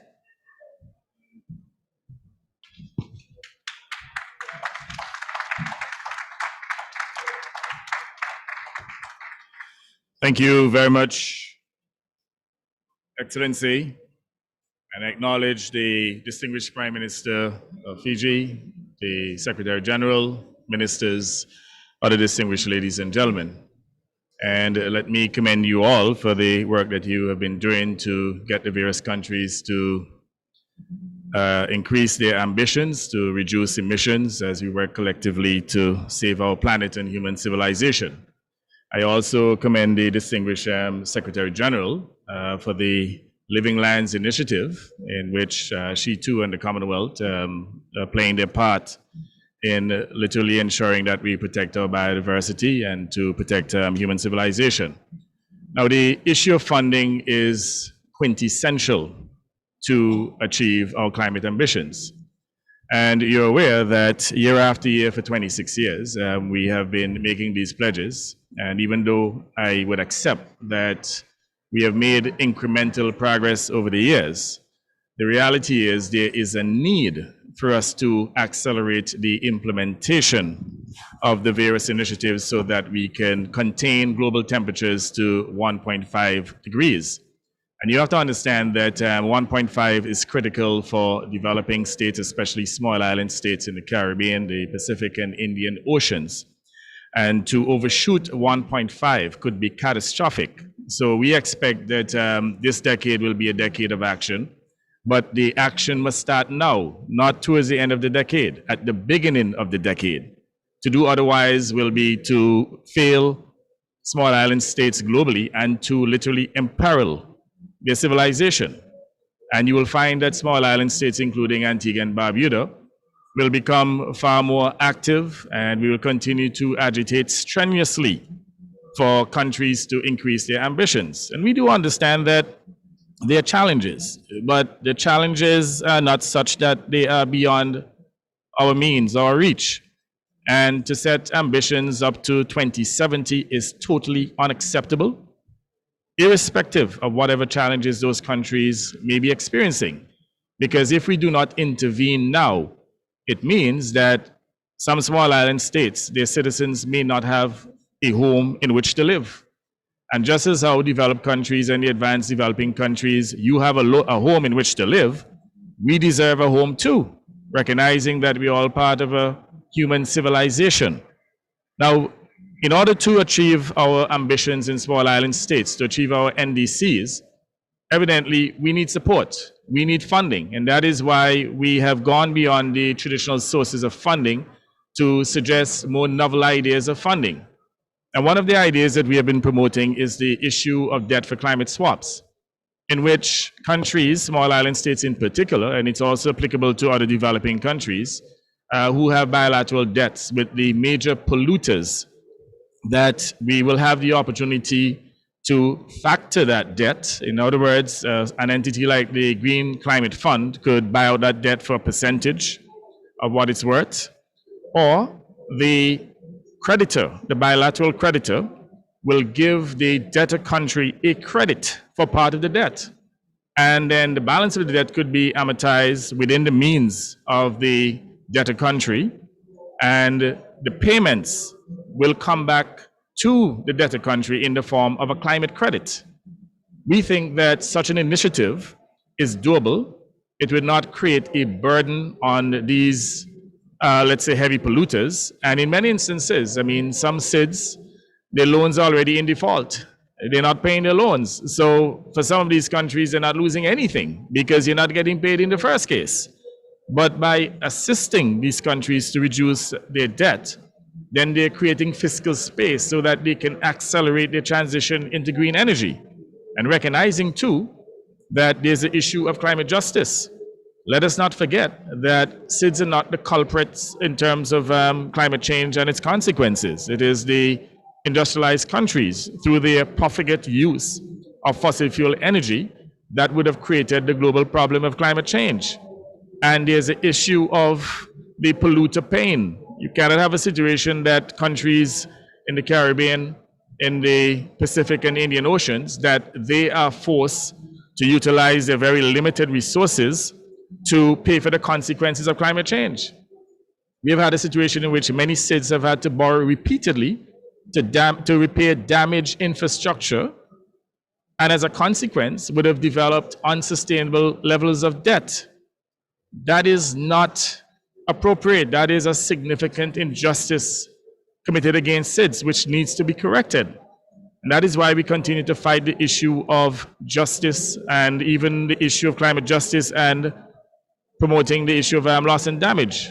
Now we know that the industrialized countries, they are literally trying to avoid the issue of loss and damage, but loss and damage is also important to our recovery efforts. It's an area in which we can raise the necessary climate finance so that we can transition into green energy applications to reduce our emissions and to also reach our targeted NDCs and obviously become carbon neutral as soon as possible. So we need this level of cooperation. We even suggested that perhaps we could create blue bonds as well, just as how they are green bonds. The oceans for small states or small island states, they too sequester a significant amount of carbon. And there should be a price placed on the sequestration of carbon by our oceans. And we could develop a bond market as well, similar to the green bonds. And that too could be a mechanism for us to raise the necessary funding so that we can accelerate our transition into green energy applications. And as far as we're concerned, Antigua and Barbuda, and I do not necessarily speak exclusively for CARICOM or EOSIS, of the two institutions of which I chair, but I can say that there are certain member states of the United Nations who also believe too that implementation is critical. We cannot leave the issue of climate change and the transition into green energy to voluntary actions. And whereas the various COPs would have achieved some level of incremental growth, and we have made progress, the criticality of this 10-year period is so important that we must have some other pathway to ensure implementation. And that is why Antigua and Barbuda and Tuvalu recently launched a new commission, a SIDS Commission on Climate Change and International Law, in which we are seeking to hold heavy polluters responsible for their profligate use of fossil fuels and the attendant damage to small island states.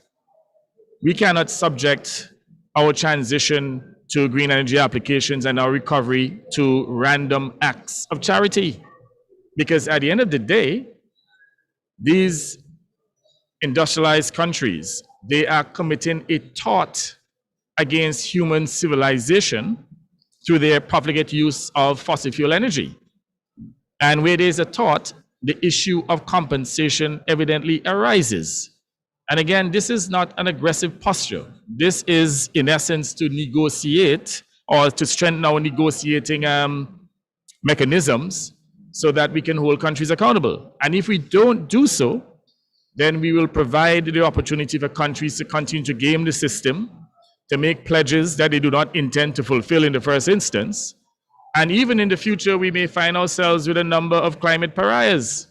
Now, the situation is too critical at this time for us to end up with climate pariahs in the future. And that is why we believe, too, that as part of the funding mechanism to help countries to recover, to transition, that we need to have a legal pathway. And we expect other SIDS to join very shortly as we develop that concept. In fact, we'll be pursuing this particular legal pathway under the United Nations Convention of the Law of the Sea. So within a matter of a few months, we'll be writing to the International Tribunal for the Law of the Sea Convention to seek a legal opinion, reestablishing that liability, because we recognize that, in essence, developing countries were duped in the Paris Agreement. What happened, in essence, is that the industrialized countries, they literally indemnify themselves against any liability for loss and damage. So we see this as an opportunity now to hold them responsible under another convention and to hold their feet to the fire. Because, again, if we depend on these voluntary acts, we'll be having the same circular discussion about not meeting targets, about overshooting 1.5. And let me remind you all that 1.5 for small states is an issue of life and death. It is our survival, our civilization that is at risk. So these are some of the issues that we bring to the table. And I also want to make a final point here that funding also has to come with accessibility. The funding must be adequate, it must be accessible. And one of the games that has been played is this issue of per capita income criterion, which has been utilized deliberately to exclude states from much needed funding. We're tired of those games. And that is why we are pushing this notion for the development of the multi-dimensional vulnerability index so that the international community can have a more inclusive framework for funding to help developing countries, especially small states, to adapt and mitigate against the effects of climate change. Thank you very much, Excellencies.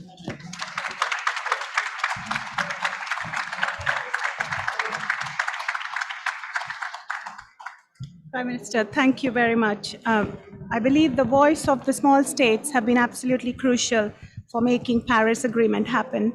And I think the voice of the small states is even more important for implementation. So we move now from the Caribbean to the Pacific. And I call upon Prime Minister of Fiji, Mr. Bainimarama. Honorable Prime Minister, we can see that climate change severely impacts the agriculture sector, including sugarcane, which is vital for Fiji's economy. How do you think nature-based solutions can support important sectors like agriculture? You can also include with reference to sugarcane, which is also your expertise. Prime Minister.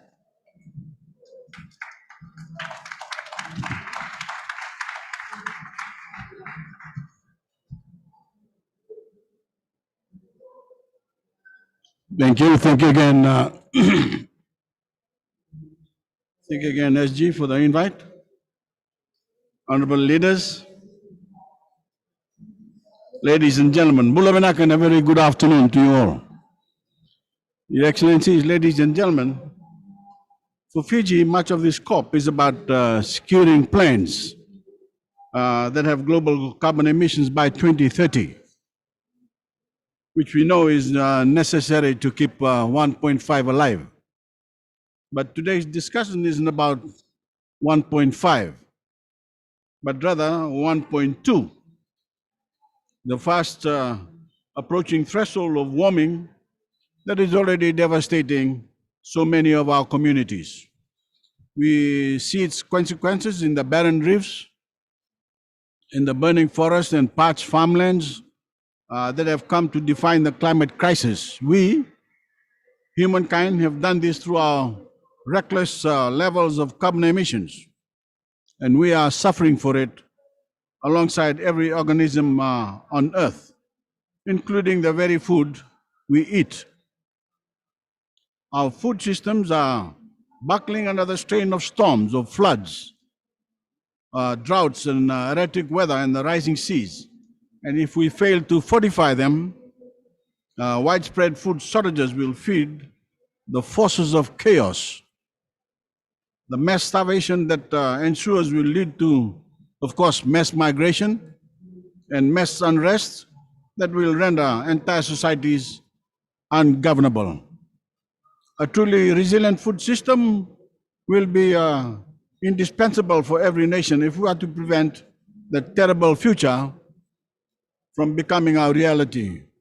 A truly resilient food system will have sustainability at its core. Sustainability in what we produce, in how we produce, and how much we produce. It links us all and makes us all responsible for ourselves and for each other. And we must challenge our agricultural innovators to breed hardy crops that weather whatever the climate throws at them. Fiji is doing this through a comprehensive and integrated legal framework.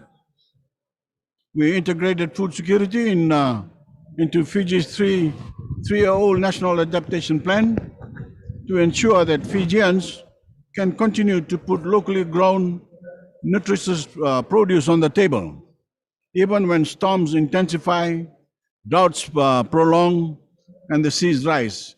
And food security is, of course, also one of the adaptation targets in our NDCs. Our National Action Plan on combating desertification, launched in 2007, is at work today combating degradation. 8 million seedlings have already gone into the soil since 2019 as part of our commitment to plant 30 million trees. Through an agriculture rural land policy, we have adopted sustainable land management technologies with the goal of having no net land degradation by 2050. Tagadia, our Land Conservation and Improvement Act marries sustainable socio-economic policy with responsible environmental management. And our ministry, of course, our Ministry of Agriculture's 5-year plan is aligned with the UN Conventions of Food, on food and nutrition security, despite the changing climate, through a bottom-up approach that enlists farmers in this national effort. The arrival of COVID-19, ladies and gentlemen, put these systems and protections to the test. With major economic sectors like tourism at a standstill, we grew our way through the pandemic by strengthening our commitment to our agriculture sector, from encouraging backyard gardens to commercializing new sectors like rice. We are maximizing Fiji's natural advantages. Those include our year-round favorable growing conditions, our quality land, and reliable water supply. They serve to make Fiji, and by extension, the entire Pacific, more food secure. Excellencies, ladies and gentlemen, we need not forsake prosperity to preserve our natural world. We need not accept a false choice between development and a quality environment. Looking backwards to that old model of development binds us to a better future. We have now a new model and a new way to strike a balance between human progress and environmental protection. We can be excellent environmental stewards while we improve the standards of living for our people. We can create livelihoods without sacrificing our biodiversity. Rather than leave our children a world of lifeless deserts, we can pass on ecosystems that are rich with life and capable of supporting coming generations. The Rio Conventions, ladies and gentlemen, reflect the commitment of all countries to preserve the global environment. Let's meet that commitment now with the courage to act. Thank you very much.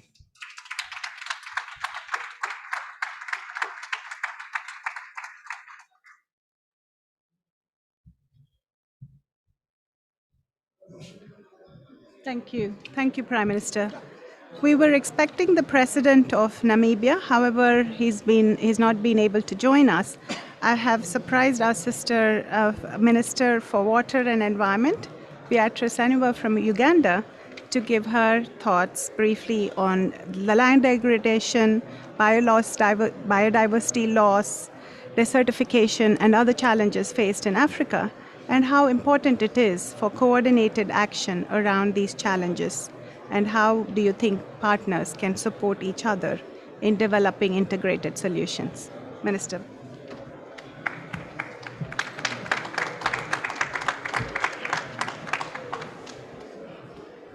Thank you very much for the surprise, sweet surprise. Your Excellency, the Secretary General, my sister, our right honorable Prime Ministers around, the honorable ministers, and all the participants. This is what unites us as usual. Indeed, I want to bring sweet greetings from Uganda. We still have sweet memories when you visited our country. And this is the right person, Excellency, the Secretary General. She moved quite a lot to talk about what we are having here. She visited us, and we still want you to contain the momentum and steer us to another height in that office. Uganda, as a country, as you are aware, I'm a Minister for Environment. We cannot detach environmental conservation from the land use. In any case, the excuses we have always gotten is that degradation has come because people need to sustain livelihood, and livelihood is on our God-given land. So to save this, we are working together as a government with different ministries. Like we have already rolled out a 10 years program to restore our natural resources. These natural resources, they are habitat on the land. So the human activities which has caused us to where we are today, the disaster of climate change, is because it has been mismanaged. We want to streamline it. We want to move away from subsistence and a coordinated land use to a more commercial, organized land use. We want our people to have a sustainable livelihood. Meanwhile, we are balancing between conservation of our environment. And therefore, we have put in place all efforts of making still to retain the productivity of our land. That is key. As you are aware, the Pearl of Africa, as it was known, is what we have now, like losing it out. So it is an uphill task that we are doing very quickly to retain that. We want our people to live on this land, but in a more sustainable way. We have stopped the bush burning, for example. We wouldn't want bush burning because that one would lead to a number of problems, as you are aware. We have organized our farmers. We have put funds for commercial cultivation of the land. We want our people to go for products that will yield more results than just fragmented use of our land. Meanwhile, when we look critically, you find that if we are going to undertake the conservation and the change around of camping the emissions, we have to use the same land. The trees we are talking about, we want the tree planting. Yes, we have launched a 40 million tree planting every year. We are going to create even a day in a year for everybody not to do anything apart from planting trees, but planting these trees on the land. And the people whom we are dealing with are the ordinary community people. They're the ones we need to see that they appreciate and be partners. We have actually engaged most of them in partnership.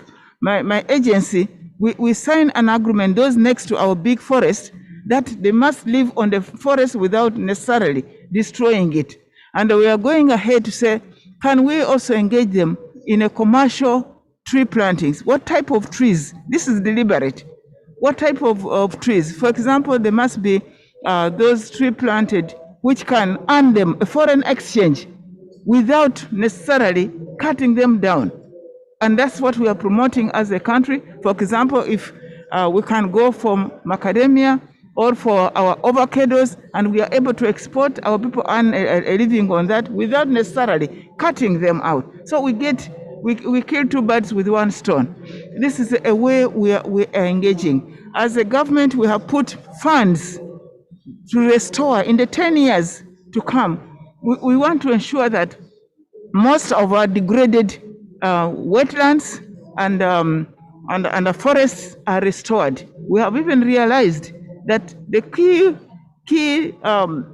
biodiversity has gone. You have heard about the flooding. You have heard about the landslides. Our people are suffering. The government have to come up again to help. We have seen so many emerging diseases because we have actually invaded the habitats of this biodiversity. So it is important. We have taken it as such, and we take this meeting very critical, and we call upon partners that we look at how we balance between the land use and then conservation of our biodiversity. With that, we shall make a headway. And I have said this over and over. I think Africa has the highest chance to produce quick results with what we have than anywhere in the world, because we have the resources, which is God-given. Our land is still there. We have it elsewhere. You don't find much land. We have it in Africa. But how effective are we using it? We call upon you to help us, give us a small push, and we shall deliver for the world. We shall be a solution to the climate change emissions if we invest into our land sustainably and keep our communities not rebellious, not invading the forest or the wetlands. Once we balance that, I'm sure you, fellow colleagues, we shall have a headway for God and my country. Thank you.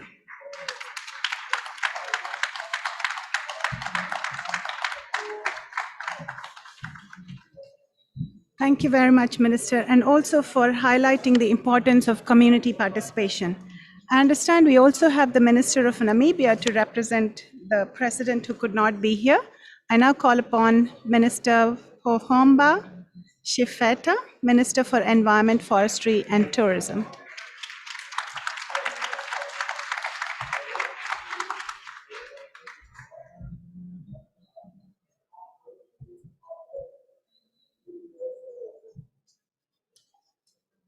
Thank you very much, Director of Ceremonies.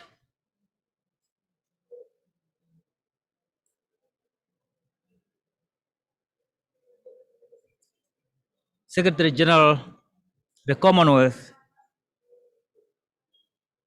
the Prime Minister of Fiji, Prime Minister of Antigua and Barbuda, fellow ministers, let me take this opportunity to thank the Commonwealth Secretariat for organizing this side event for us to share our perspective on the Secretariat's work on the call for action on land, on the living land. The government of the Republic of Namibia has taken this call very, very serious, as it offers an opportunity to advance synergies across the three Rio Conventions. Namibia is one of those countries in sub-Saharan Africa with an area of 824,292 square kilometers, an estimated population of 2.5 million people, the second lowest human population density in the world, amounting to 3.1 people per square kilometer. Namibia's environment is highly fragile and vulnerable owing to its geographical characteristics.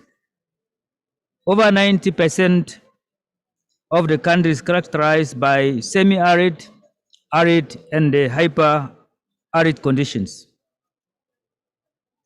An estimated 35% of the environment is considered to be in a degraded state, with over 36% of the population affected. In spite of these conditions, agricultural activities are practiced on over 70% of the country's land mass by an estimated 2/3 of the population. The aridity and the climatic variability of the country makes land use a risk business, and the sustainable land management is therefore of paramount importance. These risks are amplified by the frequent occurrence of drought in the country, events which are expected to become even more frequent and severe under the current and the forecasted climate change scenarios. In view of the above, Namibia has ratified the three Rio Conventions, namely the United Nations Framework Convention on Climate Change in 1995, and the United Nations Convention on Biodiversity, and the United Nations Convention to Combat Desertification in 1997, respectively. Since then, Namibia has embraced the concept of implementing the three Rio Convention in a synergic approach in order to promote sustainable land management, which has to do with the resilience of communities against climate change, and also conserve our biodiversity. Namibia strategies and action plans are developed in a synergetic way, taking into consideration the objectives of 3 Rio conventions, leveraging on areas of commonalities, shared human and financial resources, and reinforcing each other at institutional, programming, and policy levels. At the institutional level, the implementation of the 3 Rio conventions is coordinated by the National Committee on 3 Rio conventions. Namibia has embraced the concept of land degradation neutrality and aims to meet concrete targets that reduce land degradation and at the same time contributing to the achievement of our UNCBD and the UNFCCC objectives. Namibia has put in place several multi-sectoral policies aimed at reinforcing land degradation neutrality at various levels. The most important one are Vision 2030, which includes goals related to water resources, agricultural production, and forest management. And a third national action program for Namibia to implement the UNCCD 2014-2022 with its 6 land degradation neutrality targets. Namibia has also taken a drastic step to ensure that the 3 Rio conventions are adequately addressed in the climate change plan, that is the nationally determined contribution under the Paris Agreement. This is the agenda that we are advocating in terms of implementing initiatives that are in line with the call of action on living lands that have multiple benefits toward achieving the 3 Rio conventions. In conclusion, I would like to take this opportunity to thank the Commonwealth Secretariat for the capacity building support rendered to Namibia through deployment of the National Climate Finance Advisor and our Climate Finance Access Hub. We are very much optimistic that the call for action on living lands and ultimately the implementation of the 3 Rio conventions in Namibia will be a successful story in moving forward. I thank you for your humble attention.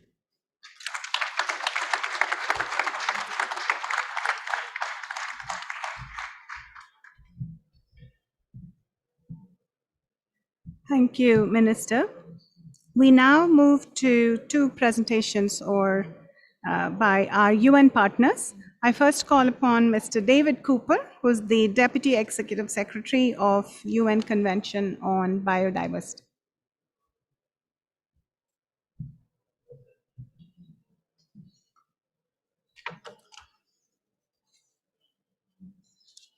Thank you very much, Ruth.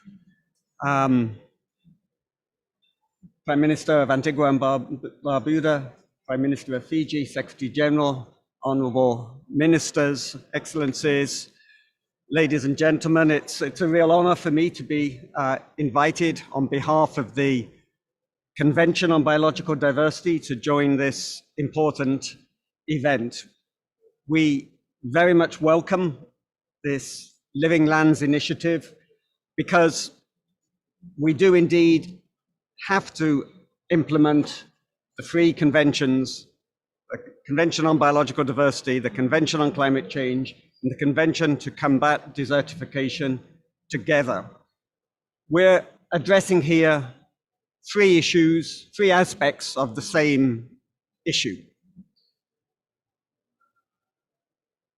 Climate change and land degradation are major drivers of biodiversity loss. On land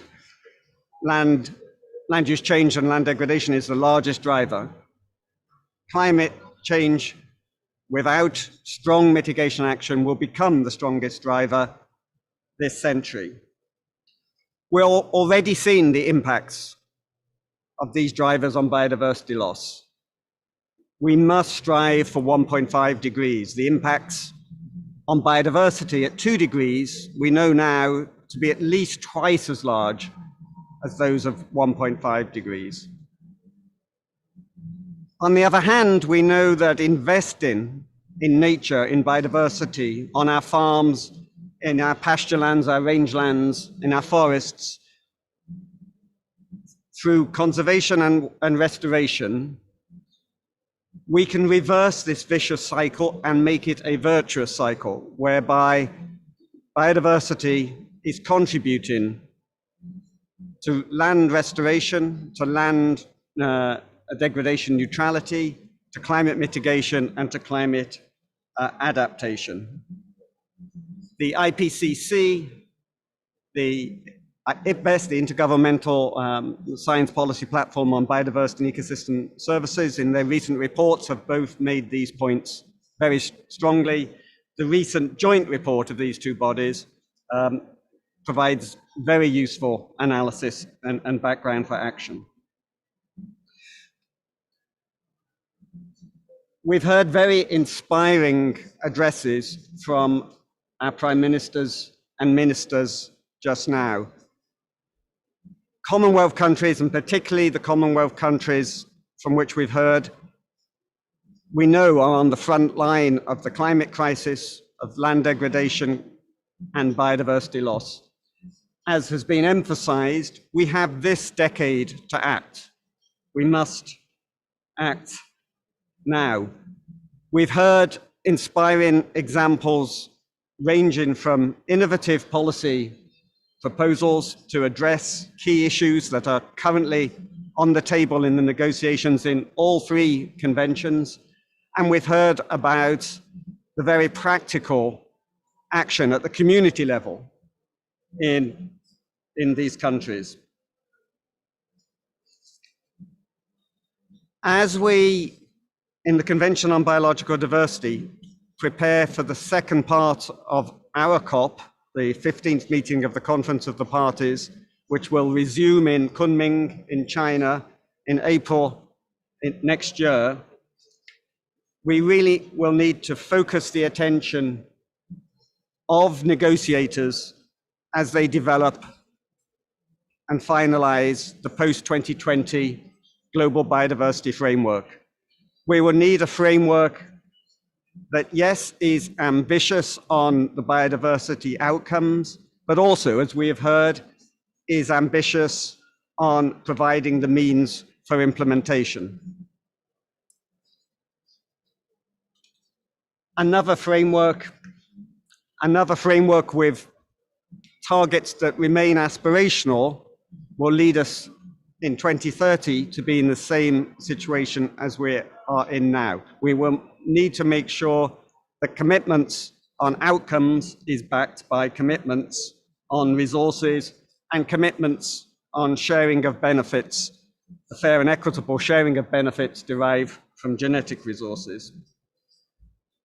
We would very much welcome and look forward to working with the Commonwealth Secretariat and the member states of the Commonwealth, using your convening power, using the example of learning from the experience of the member countries to ensure that we do achieve a framework that is both ambitious and can be implemented in a just manner. I congratulate you on this initiative.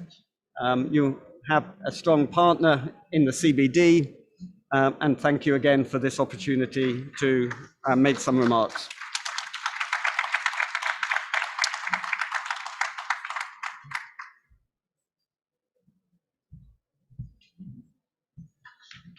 Our final speaker today is Mr. Ibrahim Thiaw. Is he here? Mr. Ibrahim?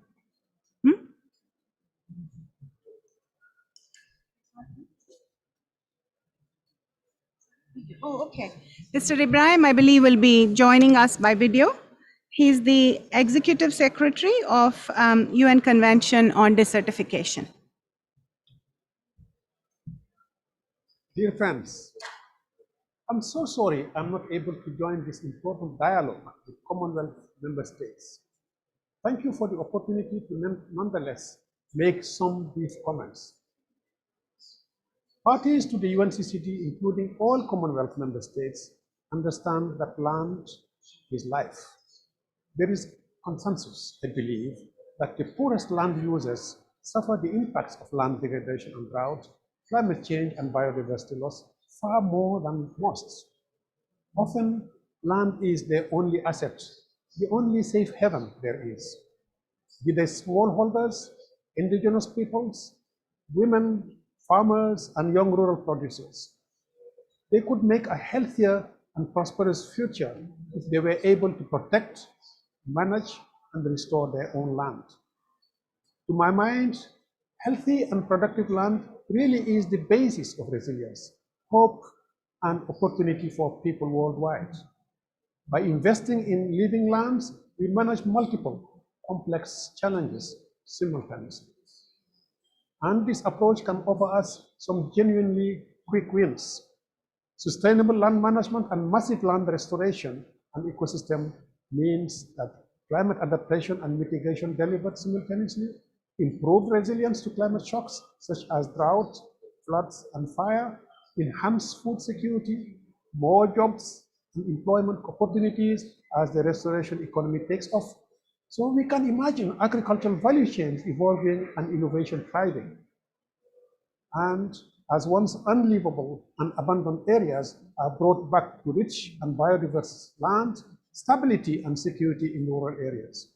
But I hope we are all practical people. If we want to accelerate action and deliver on these quick wins, we each have a role to play. We can each promote synergy between the land, biodiversity, and climate.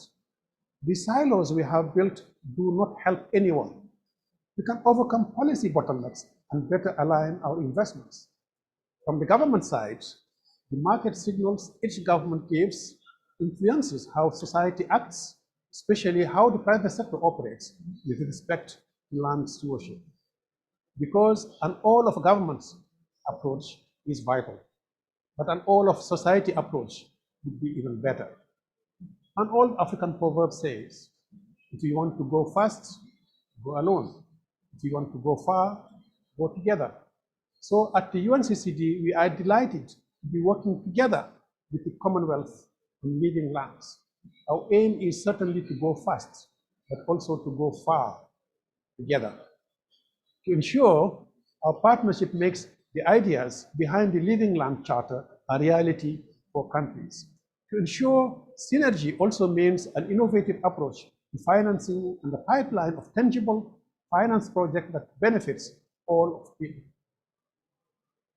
We look forward to traveling this road with you, to Kunming in China, to the CBD, to the UNCCD Cop15 in Cote d'Ivoire due for May 2022, and to the CHOGM in 2022 as well, and perhaps more importantly, beyond. I thank you very much for listening, and I look forward to an enhanced cooperation with the Commonwealth. Thank you.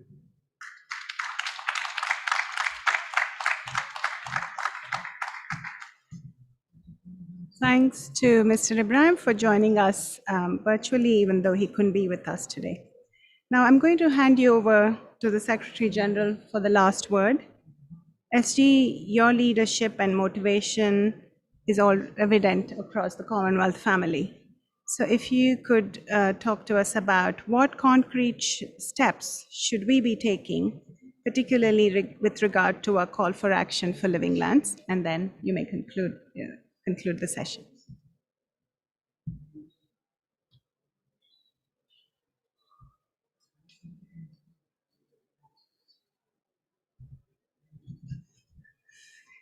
Firstly, can I say a very warm and profound thank you to all our speakers, because they had a number of things in common.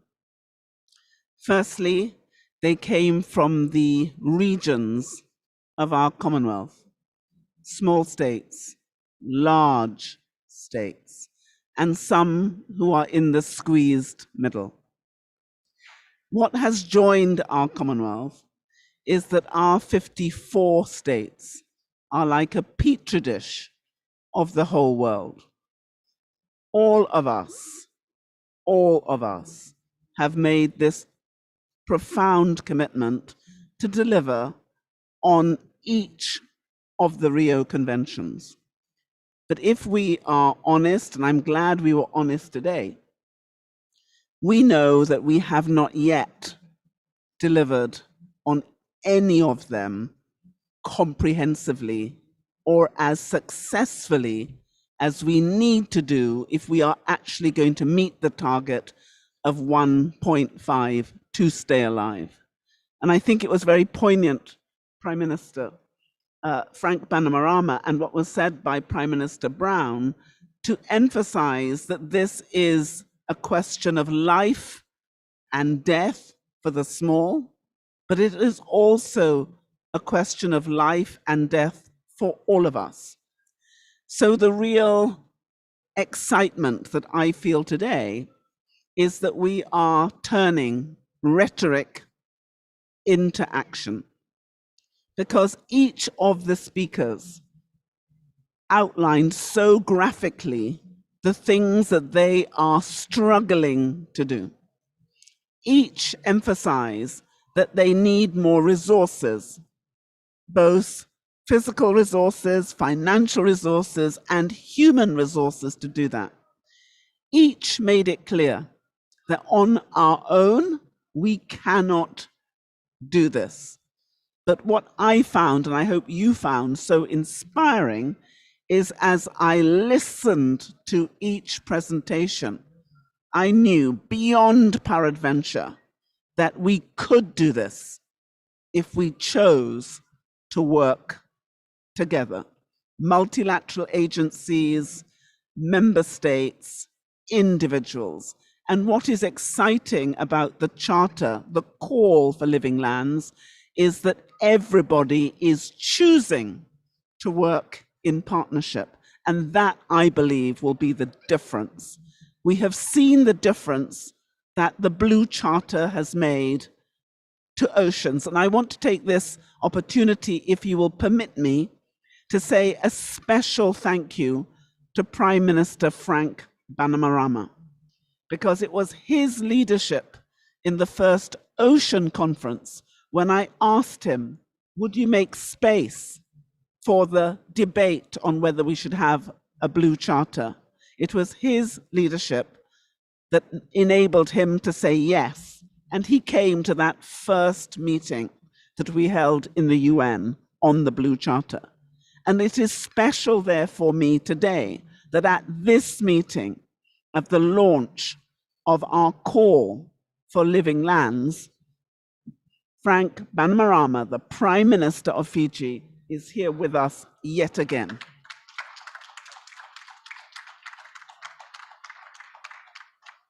But we are old comrades, because if you look at the list, Zambia, we haven't mentioned, but Trinidad, Uganda, Namibia, all of us together. So I want to thank everyone, but to say this is the beginning, it is not the end.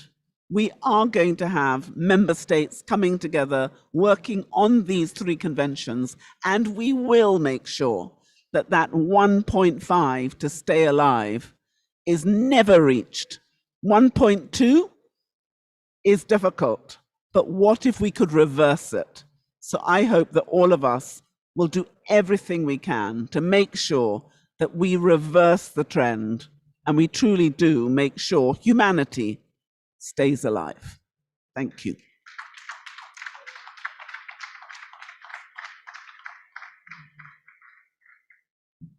Thank you, SG. Just before we disperse from the room, I would like to hand out a copy of our Climate Change Act, which was endorsed by our Parliament about 2 weeks ago.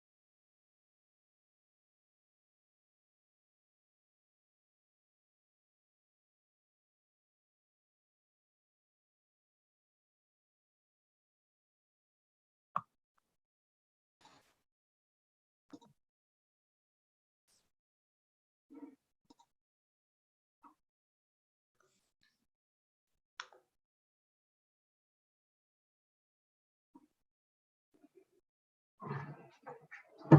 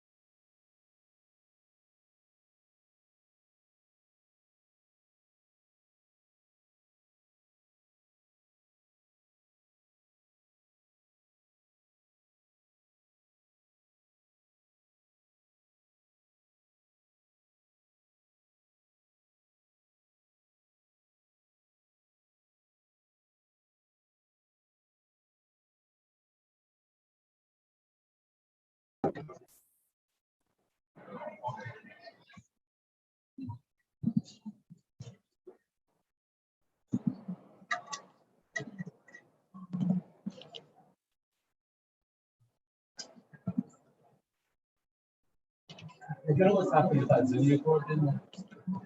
Yeah, I think their audio was so bad, the room noises overpowered it, and it kept us the actual speaker.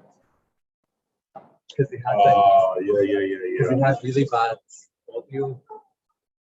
So in that instance, you so we just had to mute, yeah.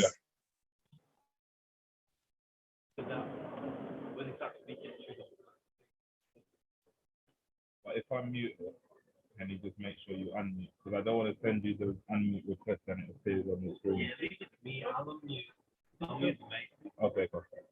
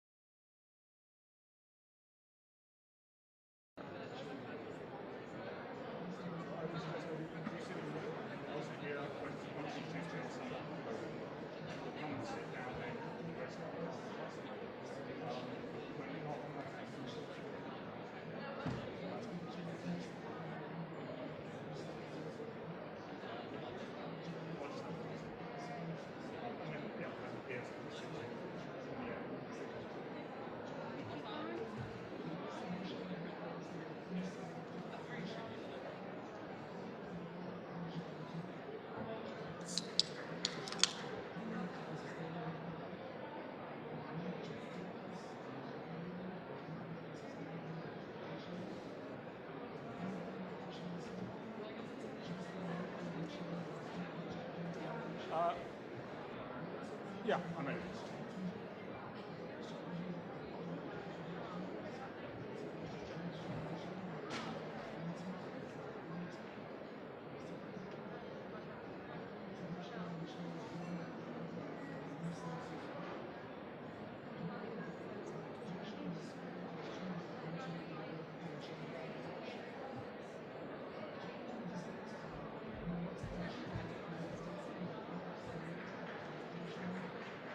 Are you talking us through the presentation? I'll be doing the presentation. So does that look all okay for you? Yes, is this on? Yes, this will be on. And how do you flick down? Just either, down? Either down or to the right. Okay.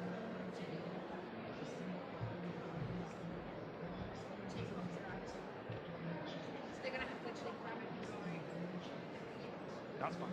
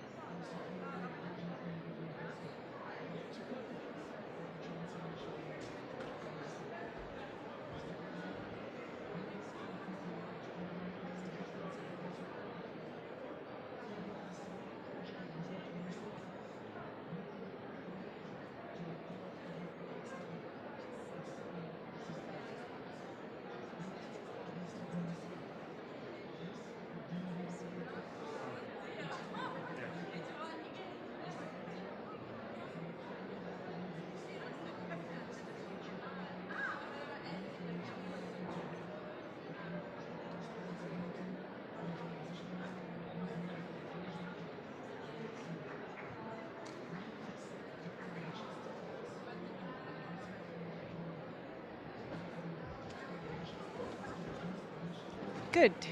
Good afternoon, everybody. Can you hear me? Excellent. Are we ready to start? Okay. Welcome. Welcome to all of you. Thank you for hanging on till 5 p.m. We appreciate it, and I hope that we will make it a meaningful session for those those of you who are here physically and those who have joined us online virtually. What? Okay. Right. Okay. So my name is Ruth Kattamuri. I'm the Senior Director for Economic Youth and Sustainable Development at the Commonwealth Secretariat, and I will be the moderator for this event. So I'll also start, if you can see from my garb, I thought I can start by wishing you all happy Deepavali. Okay, I've said it the right way because this is how Diwali is said in the South. It is Deepavali today in the South. So I thought I shall refer to my hometown in its original form. So welcome once again. The global economy has more than doubled in the last 4 decades.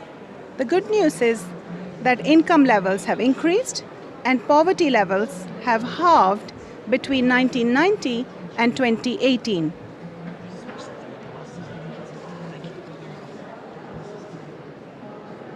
However, this progress has been accompanied by unintended consequences.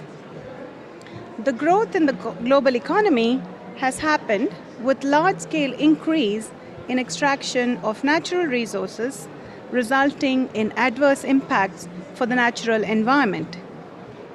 Primary resource extraction of materials such as fossil fuels, metals, and timbers, was estimated to be about 22 billion in 1970.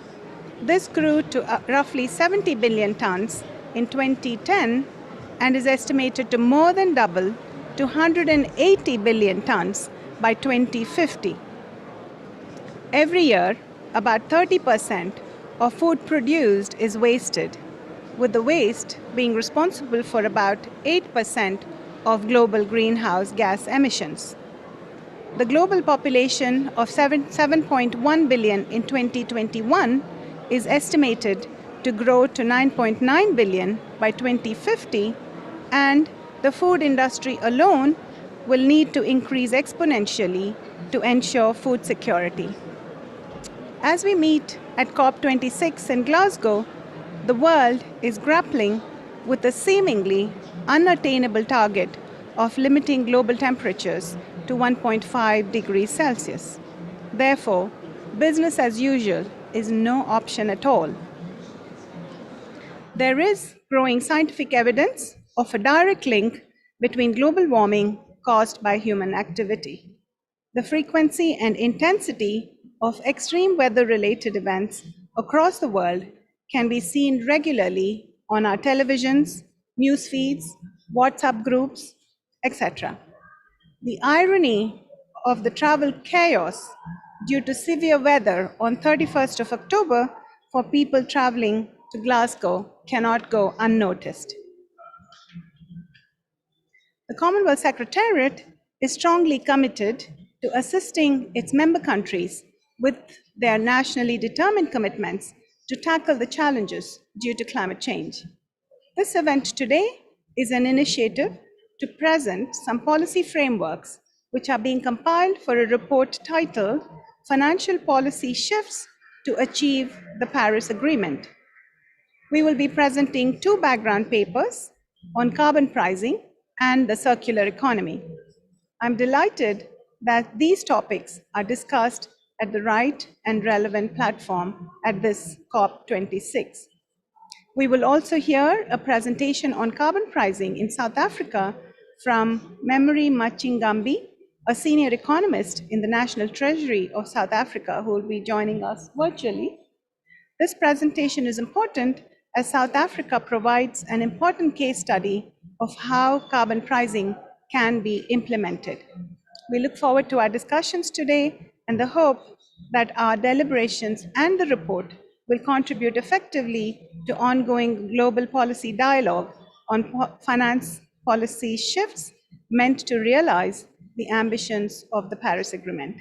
So for today's program, we have the first presentation by Dr. Daniel Wild, who is economic advisor at the Commonwealth Secretariat. This will be followed by the presentation by South Africa, and we would have a panel discussion, and then we'll have the second paper on circular economy. David, Daniel, over to you. Okay, thank you very much for the introduction, Ruth. It's a great pleasure and a privilege to give this presentation on how countries can price carbon by taxing the mining of fossil fuels. So just to start with the standard disclaimer, this is a technical presentation.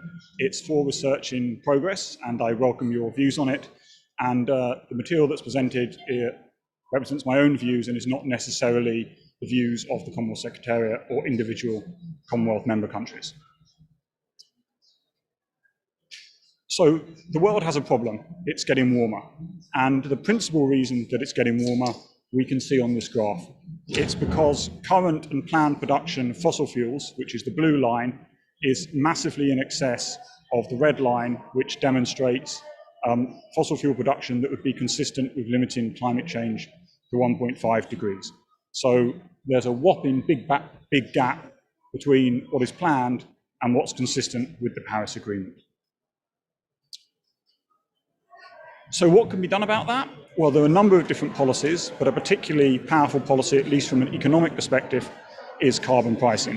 What does carbon pricing involve? It involves putting a price on carbon by taxing or putting a charge on fossil fuels according to their carbon content. And that makes those fuels more expensive and reduces their consumption and their production both by reducing people's consumption of energy and by encouraging people to move away from consumption of energy based on fossil fuels towards the consumption of energy based on renewable sources. So I personally like to look at carbon pricing in a two-way classification. The first is consumption-based carbon pricing. This involves those countries which consume fossil fuels putting taxes or cap and trade systems in place to reduce the consumption of fossil fuels in the jurisdiction which is implementing carbon pricing. And that's been the focus of the majority of academic research, and it's been the focus of most carbon pricing policies. However, I would argue that there's another kind of carbon pricing, and that's production-based carbon pricing.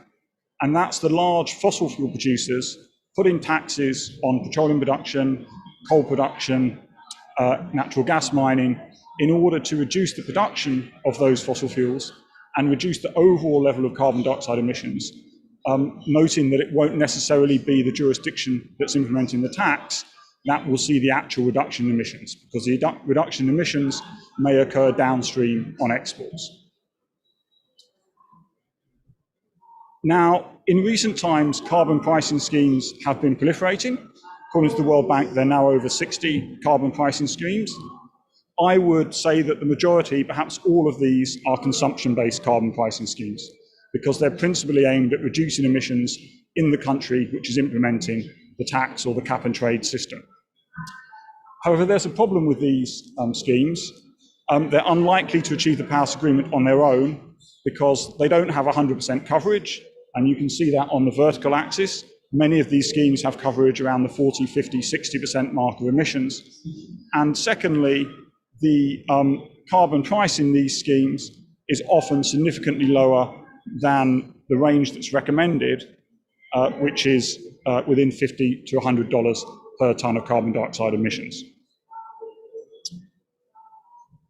There's arguably another problem with these schemes and policies to help achieve the Paris Agreement, and that's that they're likely to lead to very substantial declines in oil production and oil revenue in a number of countries. And it's not the case that all oil producers are necessarily rich countries or necessarily countries with a high standard of living. So what you can see on this graph is the percentage decline in oil production and oil revenues over the next decade, which is expected to occur if we have fossil fuel prices pre-tax, which are in line with achieving the Paris Agreement. And you can see that the largest percentage reduction in revenues is concentrated in countries like Timor-Leste, which is a small island developing state, like Suriname, like Cameroon, like Sudan. So these relatively poor countries may be taking a substantial hit. So an alternative to address this is to have carbon pricing at source on the production of fossil fuels, on petroleum, on natural gas, and on mining. And when you work through the figures for that kind of carbon pricing, you get these values. You get $26 or $32 per barrel of crude oil if the carbon price is $60 to $75. And obviously that's a substantial tax compared to the current prices of those commodities. It's 30%, 35% of the value of those commodities on international markets. So what would happen if those carbon prices were introduced and would producers benefit? What you see here is a very simplified model of the oil market. You see a supply curve, and you see a demand curve, and you see two supply curves. You can see the oil supply curve in red prior to the carbon price, and the oil supply curve in purple after the carbon price. And the principal thing to note is that the majority of the carbon price is passed through into higher prices, but you do also see a substantial reduction in production, in this case from slightly over 100 million barrels a day annually globally to about 96 million barrels a day annually globally. And you'd also see a substantial increase in revenues for producer states, around about 900 billion to $1 trillion. One thing we've also begun to do is to dig down into individual fossil fuel producing countries, particularly those that are not established fossil fuel producing countries, and to ask if you had such a tax implemented in those countries, would they benefit in terms of increased revenue? And what you can see here is a model for Guyana, which is going to be a substantial oil producer, but which is a new oil producer. And on the blue bar going to the left, you can see oil production in millions of barrels from now until 2050. So this is saying its oil production could range from 5 billion to about 7 billion barrels. What you see on the right in the red line is millions of dollars of government revenue from now until 2050. And then you see different amounts of the carbon tax and different ways that the carbon tax would interact with the existing petroleum tax regime. And the key point is just to note that there are amounts of the carbon tax, even if implemented unilaterally, that would lead to lower production, which is what you want from a climate change perspective, but also higher public revenues, which is what you want from a government revenue perspective. Now, all of that said, I would highlight that this is not a tax policy recommendation for Guyana. There are lots of other things that have to be considered, like future exploration, the local content provisions of the oil and gas industry, its impact on employment, and I haven't looked at the individual details of the contracts that govern the different fields, which may contain fiscal stability clauses or legal clauses that complicate the implementation of such a tax. Lastly, I would just note that there are already pretty substantial taxes on petroleum production in most of the large producers, and indeed even in most of the new producers. Even the new producing countries will average about 60 to 62% tax on profits for petroleum production. So in this graph, I've just converted them into dollars so you can look at them compared to the carbon tax. And this raises the question of whether the carbon tax should be some kind of floor for petroleum taxation. Okay, I'll just round off with a couple of complications and caveats. The amount of carbon dioxide can vary fairly substantially by the grade of fossil fuel. And so that raises the question of whether the carbon tax should be an average or whether it should just be that value. If it's just that value, does the simplification from a tax administration point of view justify the loss of detail in terms of the carbon content varying with the grade of the fossil fuel?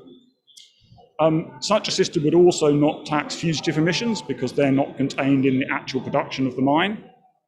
And more work needs to be done to understand the long-term impact of production-based carbon pricing on different countries' revenues and production in the short and long term before there's any firm policy recommendation. So just to finish off with 3 key takeaways. Firstly, production-based carbon pricing is arguably needed in addition to consumption-based carbon pricing to achieve the Paris Agreement's goals. Secondly, the benefits of production-based carbon pricing include lower emissions, potentially higher revenue for developing country fossil fuel producers, and tax administration efficiency. And thirdly, just to emphasize again, there's no clear policy recommendation because of the work that remains to be done in this area.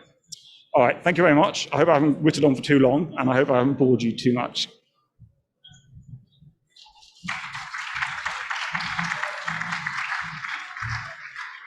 Thank you, Daniel. That was just right. Now you've laid the sketch and the conceptual note. Now we're going to try and put some flesh on the bones with a case study on carbon pricing from South Africa. We now have Memory Machingambi. She's a senior economist of the National Treasury with the Republic of South Africa. Over to you, Ms. Memory. Thank you. So I'm going to share South Africa's journey on carbon pricing. I'm not sure if you can see my slides.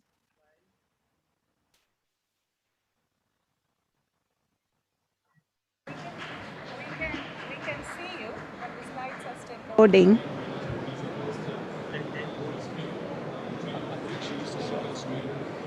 Okay. Right. So is Enoch here? Can you share the screen perhaps? If we have the slides, please.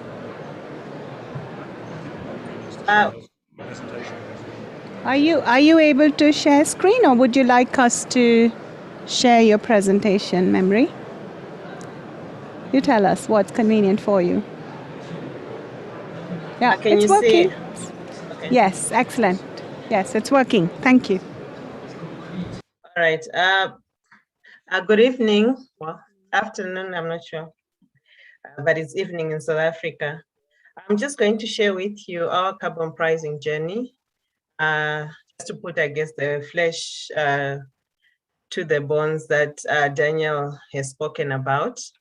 So this is just an outline. I'm going to talk about the policy context of why we went the way of a carbon price in form of a carbon tax, and what are the design features, and what did we consider in terms of socioeconomic impacts, and what have we learned just as a sharing, I guess, event.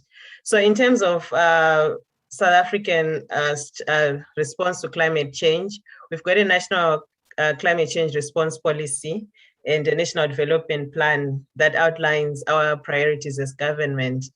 And based on those, there has been a recommendation for us to actually implement a carbon pricing.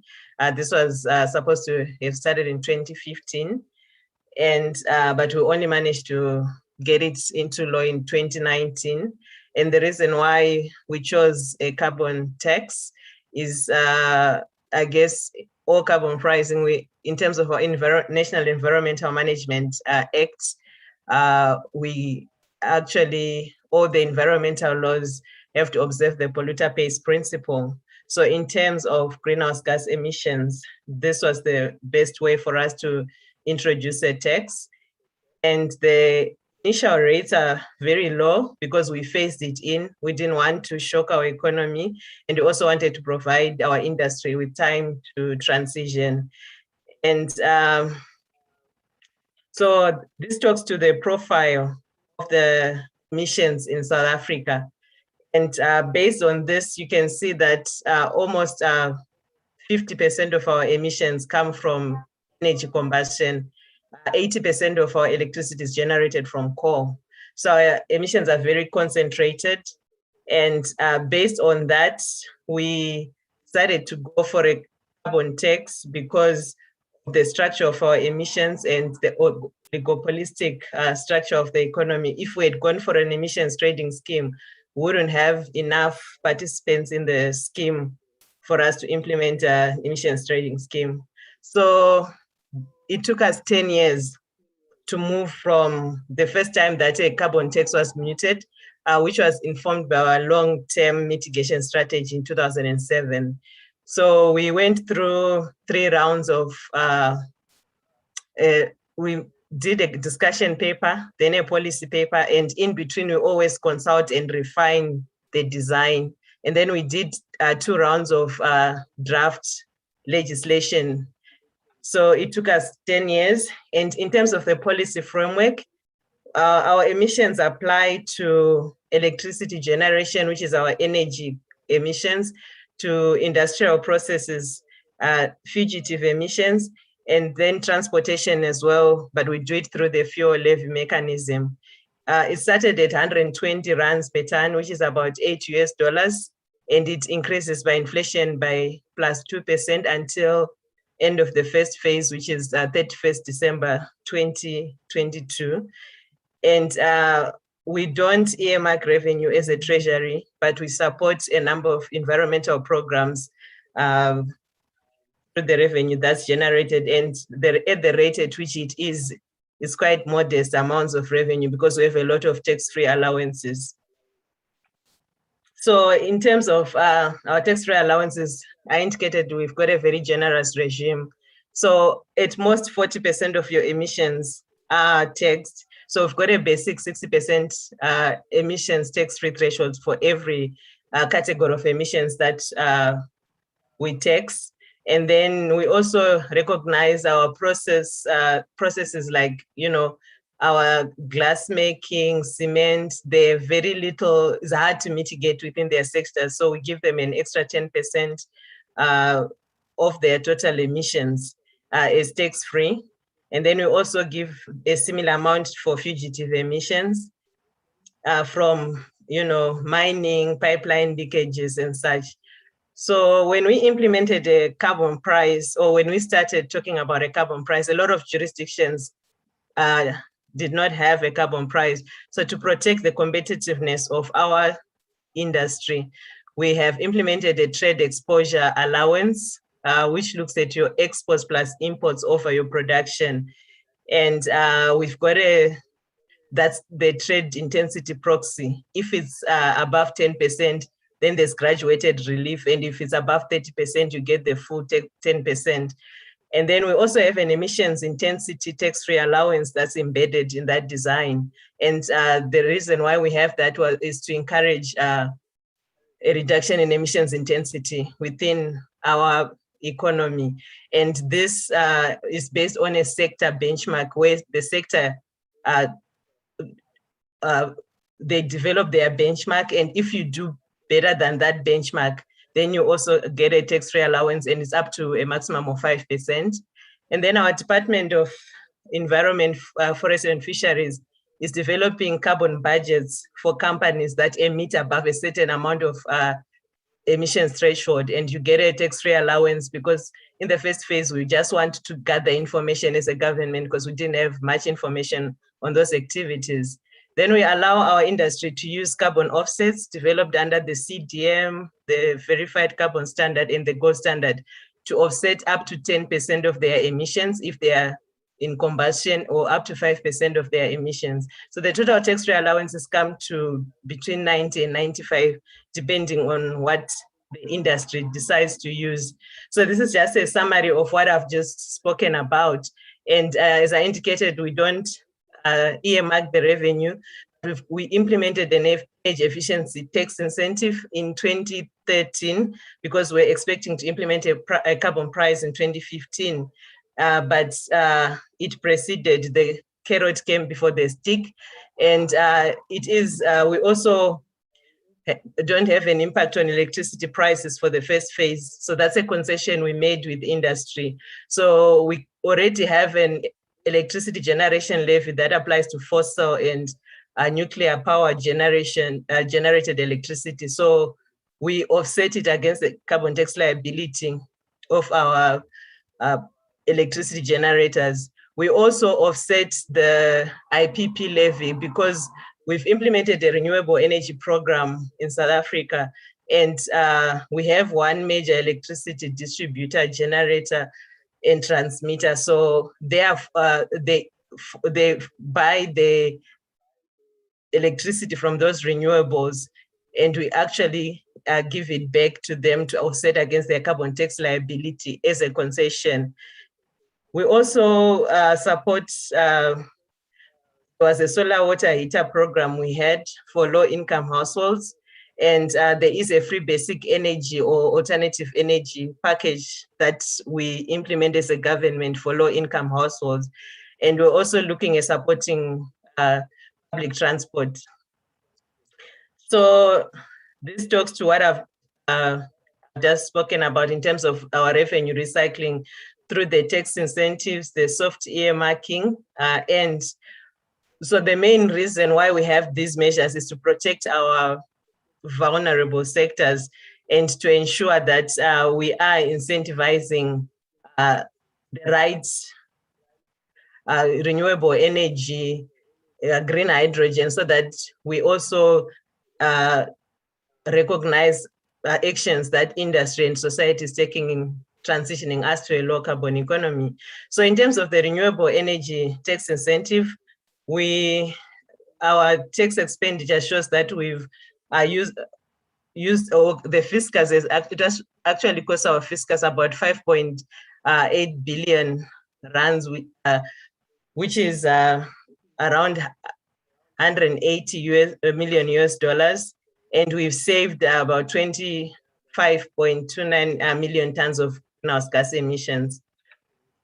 So in terms of the socioeconomic impact, we did a study in 2014 to look at based on the current design of the carbon tax, and it showed that we would be able to reduce emissions by at least 13 to 14.5% by 2025 and 26 to 33% by 2035 compared to business as usual. And the impact on the GDP growth would be very modest, ranging from between 0.05 and 0.15 percentage points below business as usual. So I guess just to share with you the learnings we got from that whole process, because it took us almost 10 years, is you will face a lot of resistance, but you need to be cognizant of the fact that the people who lobby the most are probably not the ones that are affected the most. And you also need to educate your decision makers as you're going along, including parliamentarians, your company CEOs, and the ministers. And you also need to be focused on principles so that you can push back on lobbying and ensure there's best representation of stakeholders during your consultations, and look at, I guess, also if there's a possibility of you having joint parliamentary sessions, it helps to nullify the lobbying effects, and focus also on the benefits of carbon pricing, not just the costs, and provide opportunities to share experiences with other countries, if it's developing countries or developed countries.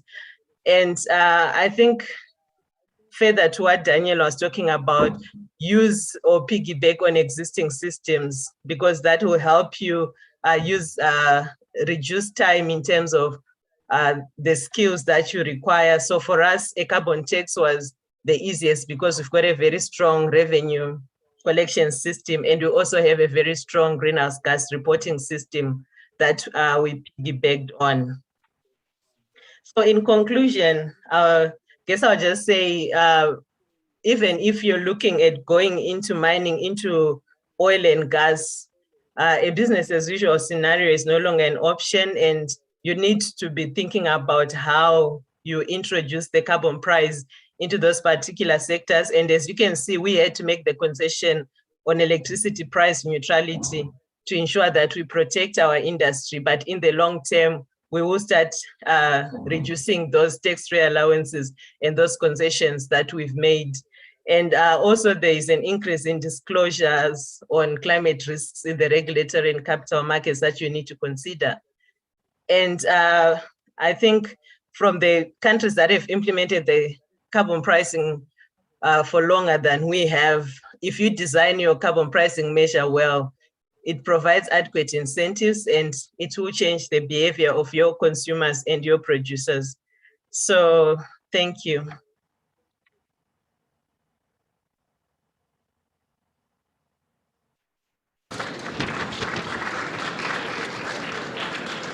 Thank you, Ms. Memory. We wish that you will stay online, because I think if it's possible, we'd like you to participate in the discussion. What I want to do is first start with something which even the panelists who presented can respond to this question. What I would like us to focus on is, we were talking about carbon pricing, carbon tax, but also there is a big movement for fossil fuel disinvestment, both by governments and by the private sector. We've heard several announcements in recent weeks, so I want to see what response I get from the panelists. And today, the UK Chancellor has set out plans to force all financial firms to publish net zero transition plans. So we are bang in the middle of the movement that's happening about fossil fuel disinvestment, which is extremely important. So we have two panelists with us today. We have Bobby Gosai, he's the Senior Petroleum Coordinator, Ministry of Natural Resources from Guyana. And we also have Daniel Dumas, he's the Managing Director of Paradoxum Consulting. Bobby Gosai, can we start with you? Your response to this question, please, about a private and public sector disinvestment movement. Possible, Tech, is it possible to have all the panelists on screen? The panelists and the speakers. Yeah, great.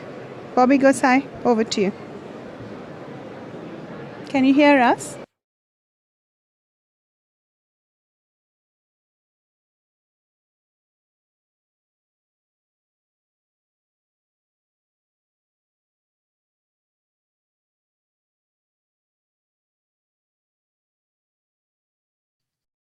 Thank you very much. Thank you for the question, and thank you for the two presenters on both the issue of carbon pricing, very important issues as we deal today in a world that is moving towards energy transition and a net zero commitment. On the issue of disinvestment in the petroleum sector, we have to take it into the manner that we must look at the countries that are now new and emerging oil and gas economies. And I will use Guyana as the example because we've started to produce oil in December of 2019, and now we are going to start up the second production platform early next year. As a country that has been seen as a developing country for a good number of years and now have the opportunity to capture the economic rents from this resource that is part of the state's resource, I think that the investment into these types of operation must be considered in a manner that allows for an ecological balance of a country. And the characteristics of that country, the features of that country should be taken into account. In Guyana's case, we have one of the largest standing forests in the world. In fact, the second largest standing forest in the world. And we try to promote ourselves as an ecologically balanced economy, even though we are an oil and gas producing and exporting country. So this investment to oil and gas operation is not something that could be spread across the board. It is not something that should be used as a one-size-fits-all approach. It must be taken into account in terms of the type of economy and the policies that a government may have in place, both from the private sector as well as the public sector. One point to note here is that an economy like Guyana is moving towards net zero carbon emission by 2030. We are already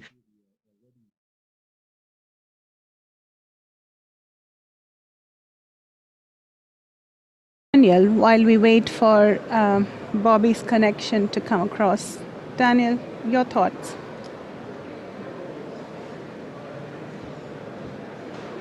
Okay, I think we have Daniel. Okay, Daniel, you go both same name. So Daniel, we're not able to hear you either. Daniel Dumas is on this.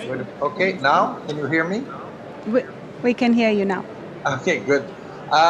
Well, your question about investment in the oil and gas sector. Now we're seeing a change. You're right. In the past few years, both from the side of national oil company and also the majors and super majors, I think there's a shift. If you look at companies such as like Petrobras, Pemex in Mexico, even Rosneft in Russia, they've been reducing their exploration expenses quite a bit, and you see the same phenomenon happening in for the super majors like Exxon and the likes.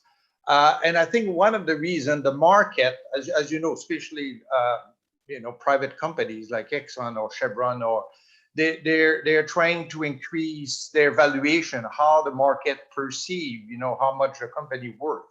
And historically, this was based on preserving, adding, and increasing reserves.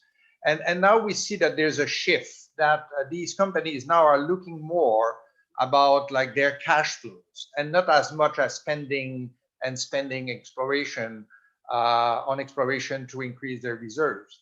And now they manage their companies a little bit more like cash in, cash out, like how much revenue, how much cash flows we can generate. And that's what the market is looking for. So the impact of this, I think in the long run, is that the supply curve, the long-term supply curve for petroleum, if this trend lasts for quite a while, that there will be a reduction in reserves, meaning a reduction of supply. So so that's a phenomenon that we see in, as I said, in many super majors oil companies, but also in national oil companies across the world. Thank you, Daniel. I want to see if Ms. Memory would like to comment.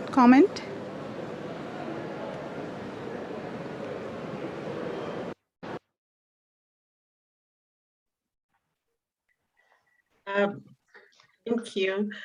So in terms of, I think in the long run, yes, there is a change in terms of how, I guess, the world is operating.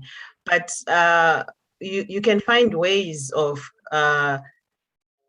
making sure the production is green, or you reduce the amount of emissions, provide incentives with your carbon pricing measure as you are implementing it or as you are designing it. And for us, what has really worked is having a lot of stakeholder consultations with our industry to understand how their processes work, not just, dismiss them, find out how their production processes work and work with them in terms of finding ways for them to clean up their production. And I think also find ways to incentivize cleaner production or to make sure, the stakeholders feel heard in terms of their concerns and find ways of meeting them halfway as you are progressing. Because I think in as much as the industry is shrinking, there's the acknowledgement that we will have oil for probably another decade before, production goes down. Thank you. To have a public sector government perspective on that, and thanks for that. So I'm going to go back to Bobby Gosai. Bobby, the first presentation discussed how fossil fuel producers could implement a carbon tax on mining to increase revenues and reduce production. What would be some of the complicating factors when implementing such a tax? Bobby?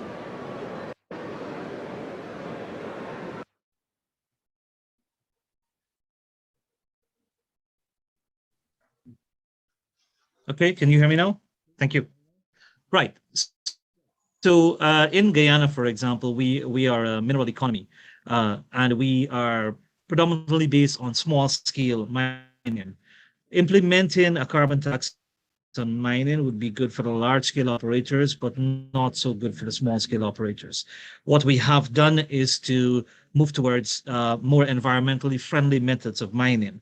And that is received by the market quite well. But the implementation of a carbon tax on the small scale operation, which are basically more of not so advanced in the technology that they use, would be very difficult. It would be difficult from an administrative point of view, as well as from an efficiency point of view, which of course would lead to a lot of corruption in the system in collecting that type of tax. But these are types of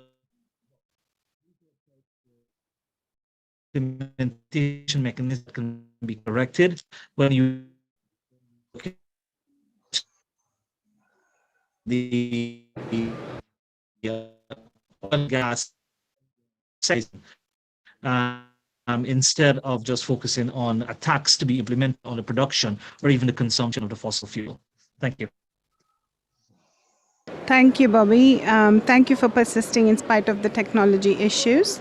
I now want to ask Daniel, given your experience, Daniel Dumas, given your experience in carbon pricing and the presentation we've just heard on carbon pricing in South Africa, what do you think some of the main constraints might be for countries implementing carbon pricing?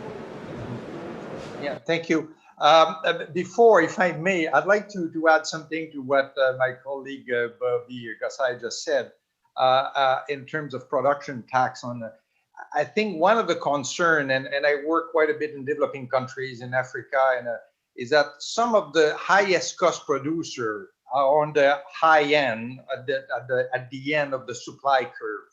And something that we should be worrying, and we're talking about South Africa just now, is that especially for oil producer, if they, because most of their, or quite a bit of their production is on deep water or super deep water, so more costly than in the Middle East, for instance. So there's a concern that for many countries where oil production represent like 40–50% of their GDP, if they're because of the tax, if they're priced out of the market, that may be a major concern. And we can see many countries in Africa suffering from fiscal deficit coming from this this issue with the oil price and the tax. Going back to your question, I think there's, there's obviously many challenges in produce a tax in a country that such as South Africa. And I think the problem for households, for instance, is that any tax is a bad tax. And I'm thinking about some in some of the countries in Africa, you have the population use the bare minimum amount of energy, but it still represents a disproportionate amount of their budget. So any rise in energy costs will create major issues for a large portion of the population. So there needs to be a way, and I think they've looking at Memory's presentation, there's ways to redistribute to various programs some of the receipts, some of the revenues coming from these taxes. But there's a concern that like the poorest part of the population will suffer for these from these taxes. That takes us nicely to the next question, and I'll start with Bobby Gosai. As the energy transition picks up pace, it seems likely that developing fossil fuel producers will receive less revenue than would otherwise be the case. How can tax policy and other policies be used to ensure a just transition? Bobby?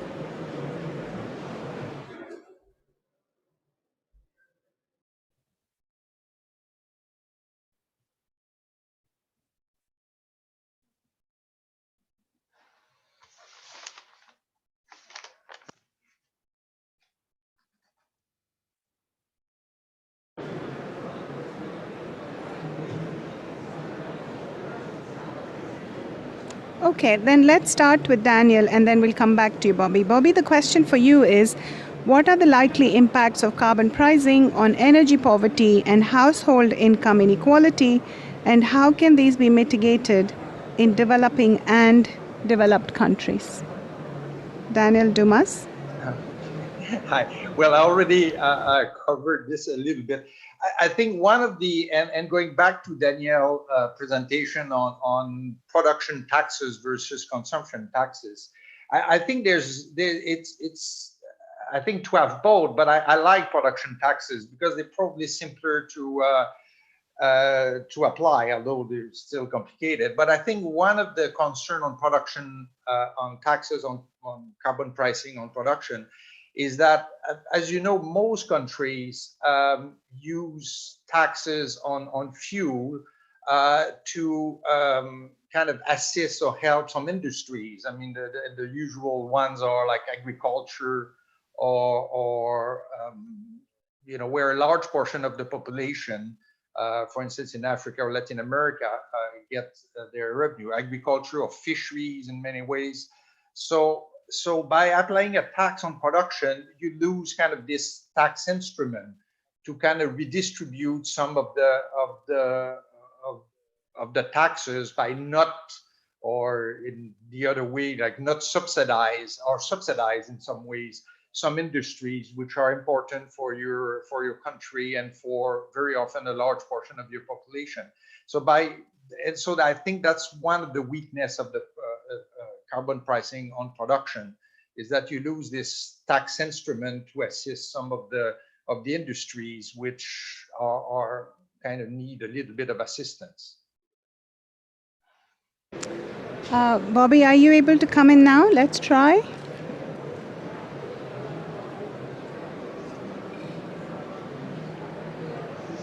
No, I'm really sorry. I think I'm going to ask Dr. Daniel Wild to have a last word on the disinvestment question. Daniel.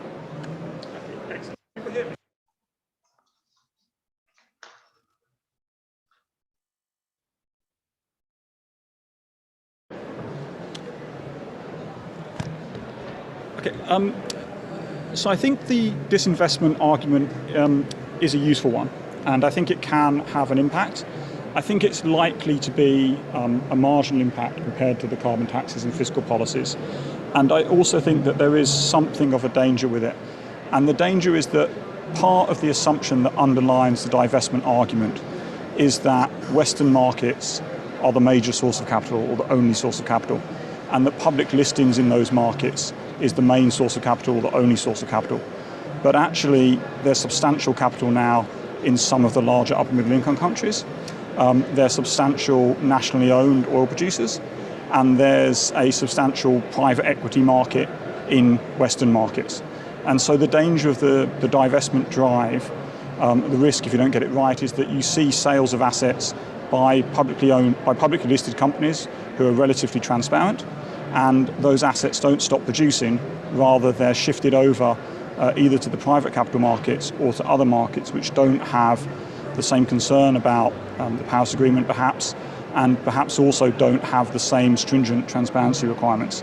So I think it does have a role, and I think it's important, but I think it's a relatively marginal role compared to the fiscal policies.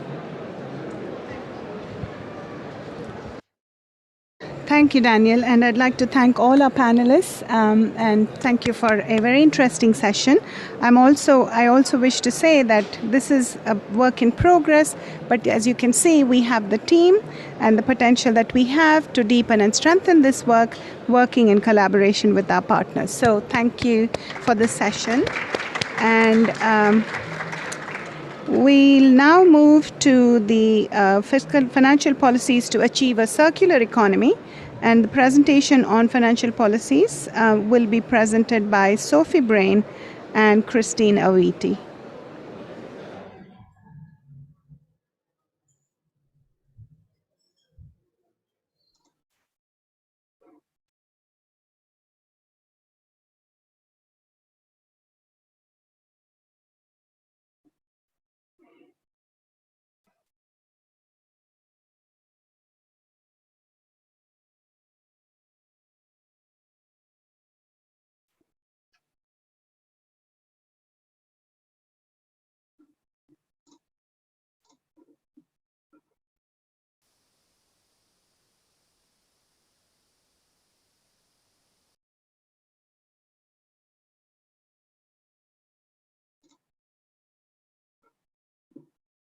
Would it be possible to unmute Christine?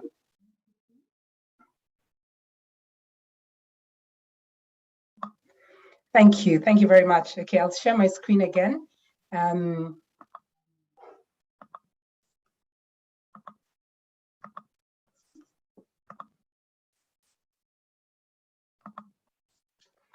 Thank you.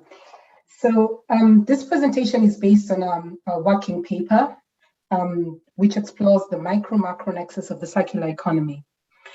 Now, in the ensuing fight against poverty and inequality, globalization and sustained economic growth are perceived as the key underlying necessaries. If we look at this graph on the screen, what we can see is that global trade more than doubled over the last 5 decades. And this is true also for the Commonwealth countries. And on this screen, what we see is that global GDP more than or just about tripled, the same for Commonwealth countries over the last 3 decades. And the desired effect was achieved. So if we look at the poverty headcount ratios at $1.90 a day, these ratios declined from 36.2% of the global population in 1990 to about 9.3% of the population in 2017. Now, of course, there's a possibility that COVID has changed all that, but we don't have the latest data yet. However, there were unintended consequences. The increase in global output meant that there was an increase in extraction of natural resources, which meant that there was also an increase in wastage, in waste produced, and this had impact. It had effects on for weather-related events. And what we see on the graph on the right is that you had more intense weather-related events over the decade between 2011 and 2019. So at this point, I'll hand over to my colleague, Sophie. Thank you so much, Christine. So alongside this, the global outbreak of COVID-19 really revealed many vulnerabilities within both supply chains and global production across the world. And during the quarantine measures that we saw be put in place, the positive effects of an economic slowdown were very clear. We saw reduced greenhouse gas emissions and improvements in air quality. With around 10 trillion in economic stimulus being unveiled by governments all around the world, there's really an unprecedented opportunity to move away from unmitigated growth towards a lasting balance between people, prosperity, and planetary boundaries. So the current linear economy is based on converting natural resources into waste via production, deteriorating the environment. However, the limits of this linear system have really been exposed for firms, with increasing risk that has been displayed through volatile prices in resource markets and stagnating demand for certain sectors. So going forward, global trends, including demand side, supply side, trade trends, and policy trends, will really entrench the deterioration of potential of the linear economy. So alongside the limits of the linear economy model being exposed, there's really been clear evidence of enablers of the circular economy. So this includes the fact that consumers are moving away from having ownership of products towards more of a preference for accessing products. So for example, services, which moves the model away from the economic model away from a linear system. And governments have really started to provide support and stimulus for moving away from the linear model towards more of a circular model. So the key assumption that we see in the move from a linear to a circular economy is this feedback loop that either returns the collected waste back into usable products or transforms it into valuable raw materials that are as a result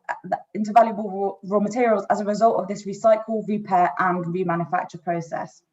So despite the issues that have been displayed with the linear model in the past, limited progress has in fact been accomplished towards a circular economy. So the reasons for this is that, first of all, understanding and insight into the circular economy model is low. There's also large risk aversions towards more disruptive changes and a preference for small incremental business steps.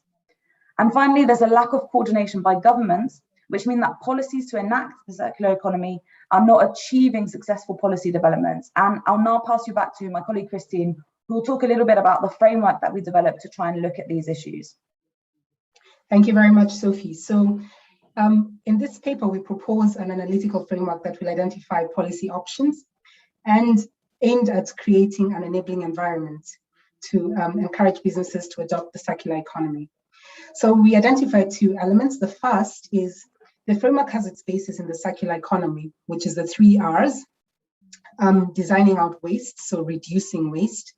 The second is ensuring inputs such as raw materials are reusable. And the third is ensuring final products can be recycled.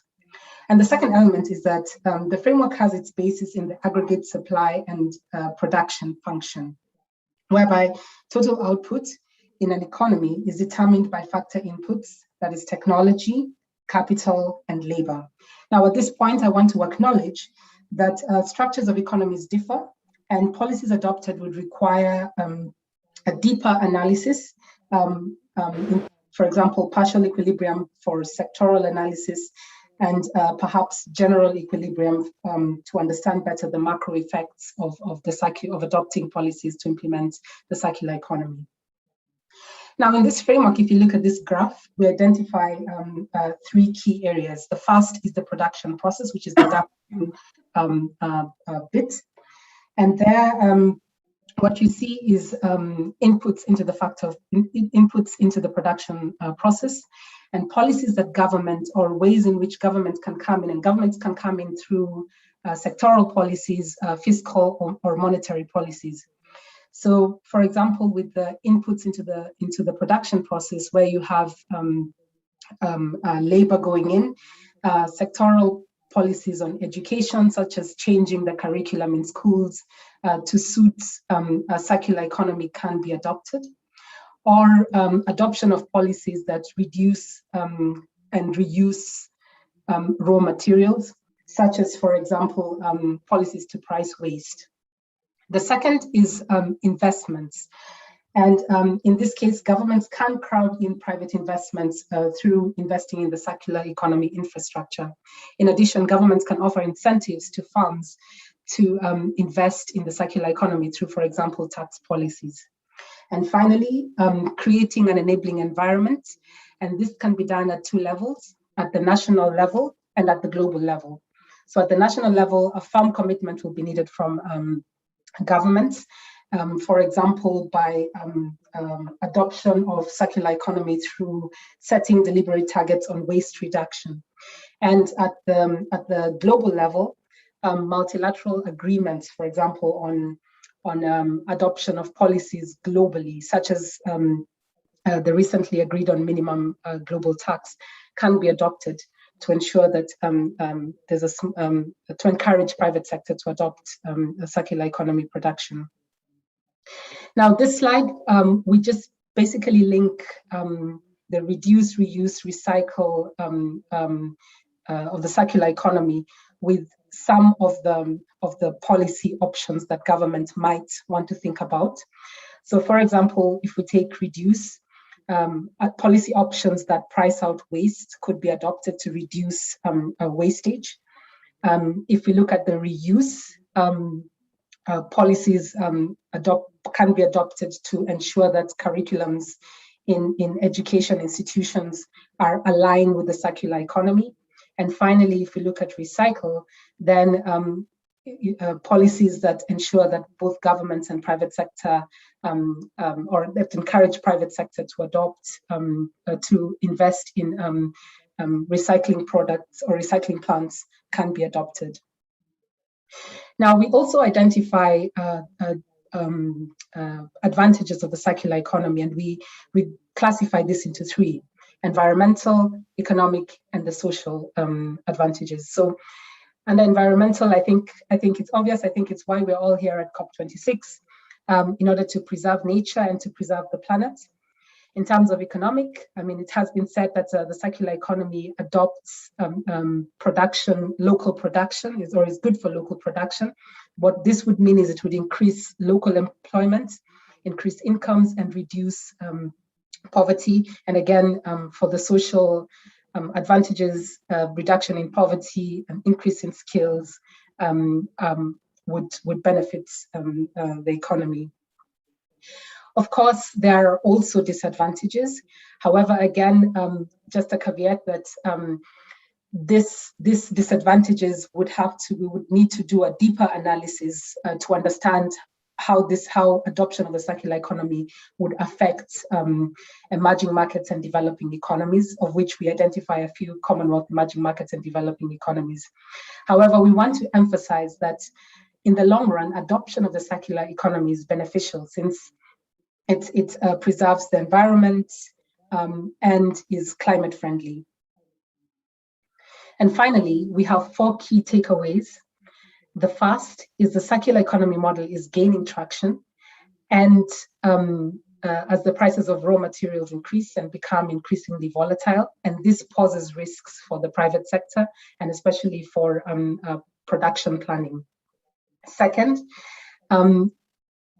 enablers, and this is where governments can come in to enable a shift towards the circular economy, would strengthen the adoption of the circular economy.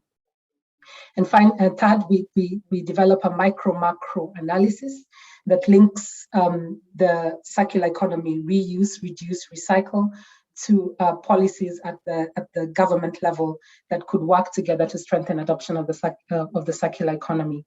And finally, COVID-19 is an opportunity for the circular economy to be implemented, as it has shown us that supply chains can be easily disrupted. I think I'll stop there. Thank you very much. Over to you, SD. Thank you, Team EYSD, EPSS. So that's a very interesting presentation, and I also want to highlight what I'm calling the 3R mantra. Yeah, the reduce, recycle, and reuse. So it was very good to see that very clearly presented. But the point is that circular economy is central to sustainable development and to help achieve the Sustainable Development Goals as well as the NDCs. So it's central for us in moving toward a more sustainable world. So we're expecting the Bangladesh government officials. I don't know if he is able to join us. If not, what we're going to do is we're now going to start with Jocelyn Bleroit, who's joining us online. Jocelyn is the executive lead for institutions, governments, and cities from Ellen MacArthur Foundation. Jocelyn, are you here with us? Jocelyn, yes, over to you. So the question for you, Jocelyn, is the private sector has made commendable efforts at the adoption of circular economy in the production process.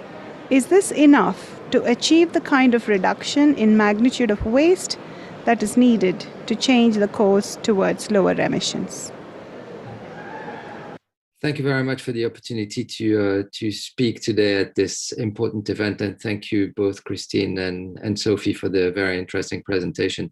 I think as a premise, I would like to highlight the fact that no actor can be responsible for this transition alone. The circular economy is a systemic shift, and really it relies on three major principles that are the elimination of waste and pollution, the circulation of valuable materials and products, and the regeneration of natural systems. So of course, private sector innovation is extremely important in that context because it is a question of design. It's not only about products, it's not only about end-of-life management of materials or waste management strategies. It is about things that we decide to put on the market and why we do that. It's both the types and the volume of the feedstocks that we use. Are they fit for circulation? Can they meet an infrastructure that can actually deal with them? And when discarded at the very end of their life, if they are organic, are they fit for closing nutrient loops? So the private sector efforts and the innovation that goes towards that circularization of the economy, for lack of a better term, is critical, but it also needs to be meeting enabling conditions that are set by policymakers. And the common sense of direction, the desired outcome that we want to see by creating and moving towards a circular economy is a co-creation process, effectively. It involves from the private sector a whole value chain approach, and from the policymakers a realignment of the cost and incentive structure, which currently is hardwired for and by the linear economy. It favors volume, it favors throughput, and it relies on the assumption that value is created by consuming finite resources, and linking back to the first panel, not pricing in the externalities is also totally detrimental to getting to a circular economy. And the carbon pricing was really an excellent example of this. So to answer your question directly, I would say, there is efforts from the private sector because there is economic value in the circular model because of the volatility of the materials. There is also a more conducive and more stringent policy landscape when it comes to environmental externalities and negative impacts of economic activity. That's only going to go one way. That's going to become more stringent and not less. There is an appetite from the private and the financial sector as well for these strategies because they give visibility and hedge against volatility in the market and compliance costs and a host of other factors. Do you think we were expecting an OECD participant who couldn't make it? Do you think, Jocelyn, I can ask you a question if it's okay? Do you see potential linkages between the tax work of the OECD and incentives to adopt the circular economy? Your thoughts, Jocelyn, if possible?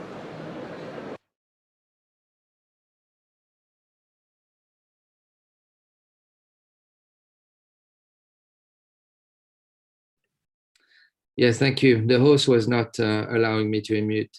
I think it really is difficult to answer on behalf of the OECD, of course. What I can say is that they have been, and especially the division that works at the interface between economic and environmental policy, is looking very closely at circular economy. And in its work on in the environmental policy committee that took place a few months ago, in the context of the COVID recovery, it has highlighted the importance of the circular economy as a mechanism to reduce the risk linked to the brittleness of the supply chains and the just-in-time, and also in a way to look at what possibilities could be made of the fiscal frameworks put in place by government when it comes to favoring green policies. And to that notion, they have published a really interesting piece of work together with the World Bank, showing that the economies that had solid green and environmentally focused policies when it comes to economics had the most resilient recovery processes.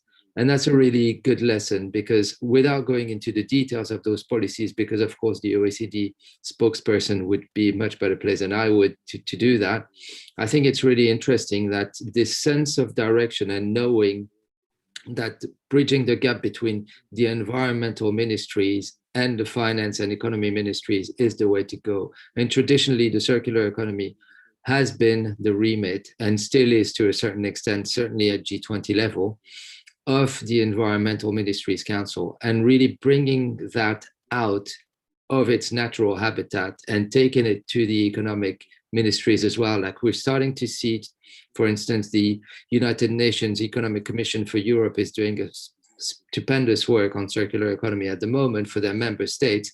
And that is where really we're going to hit the sweet spot. It is not about preservation of the environment. It is not about waste management only. This is the downstream element of the circular economy. What can we unleash in terms of innovation, in terms of job creation, and in terms of value that can be sustained in the long run? That is where the magic happens. Thank you, Jocelyn, and thank you for giving that perspective from your perspective. That was very important. And I don't know if we have some time. I can take some questions if any of you are interested from the floor, or if there are any questions that are being posted online. Can we have all the panelists on the screen, if possible, Daniel and Sophie and Christine, if they can join as well? Great. So anybody from the floor? Yeah?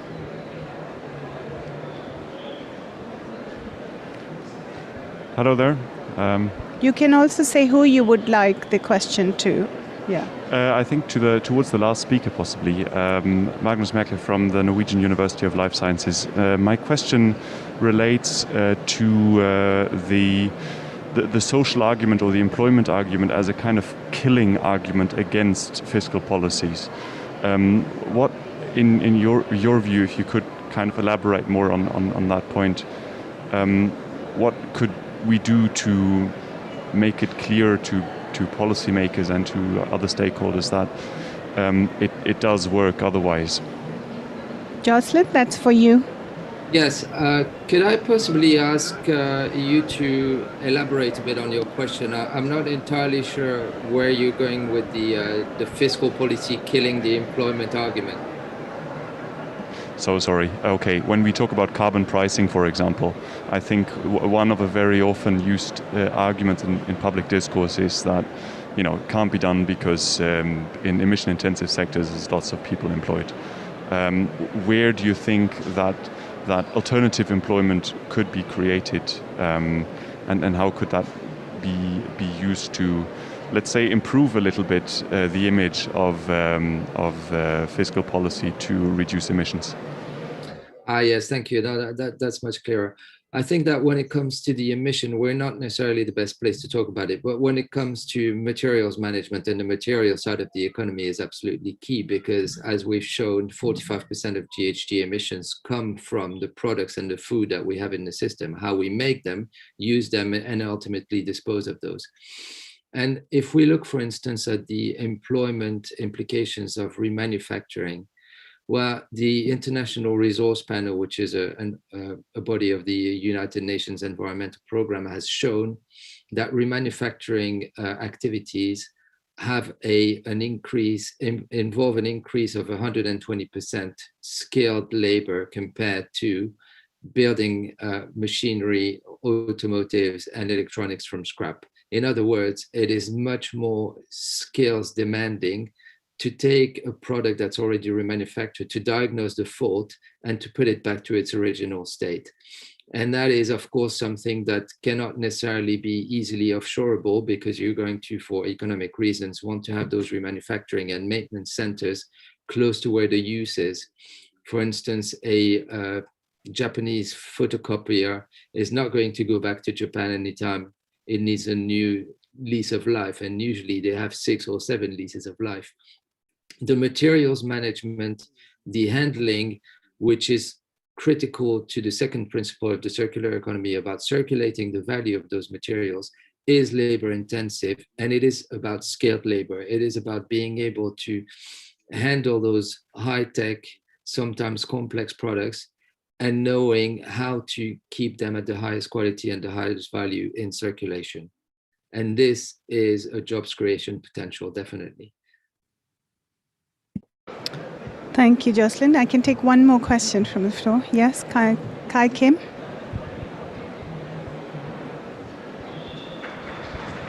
Hi, good evening. So, my name is Kai Kim Chung. I'm the Commonwealth Climate Finance Advisor for Seychelles. And I have 2 sort of linked questions following on from the previous question. And this relates to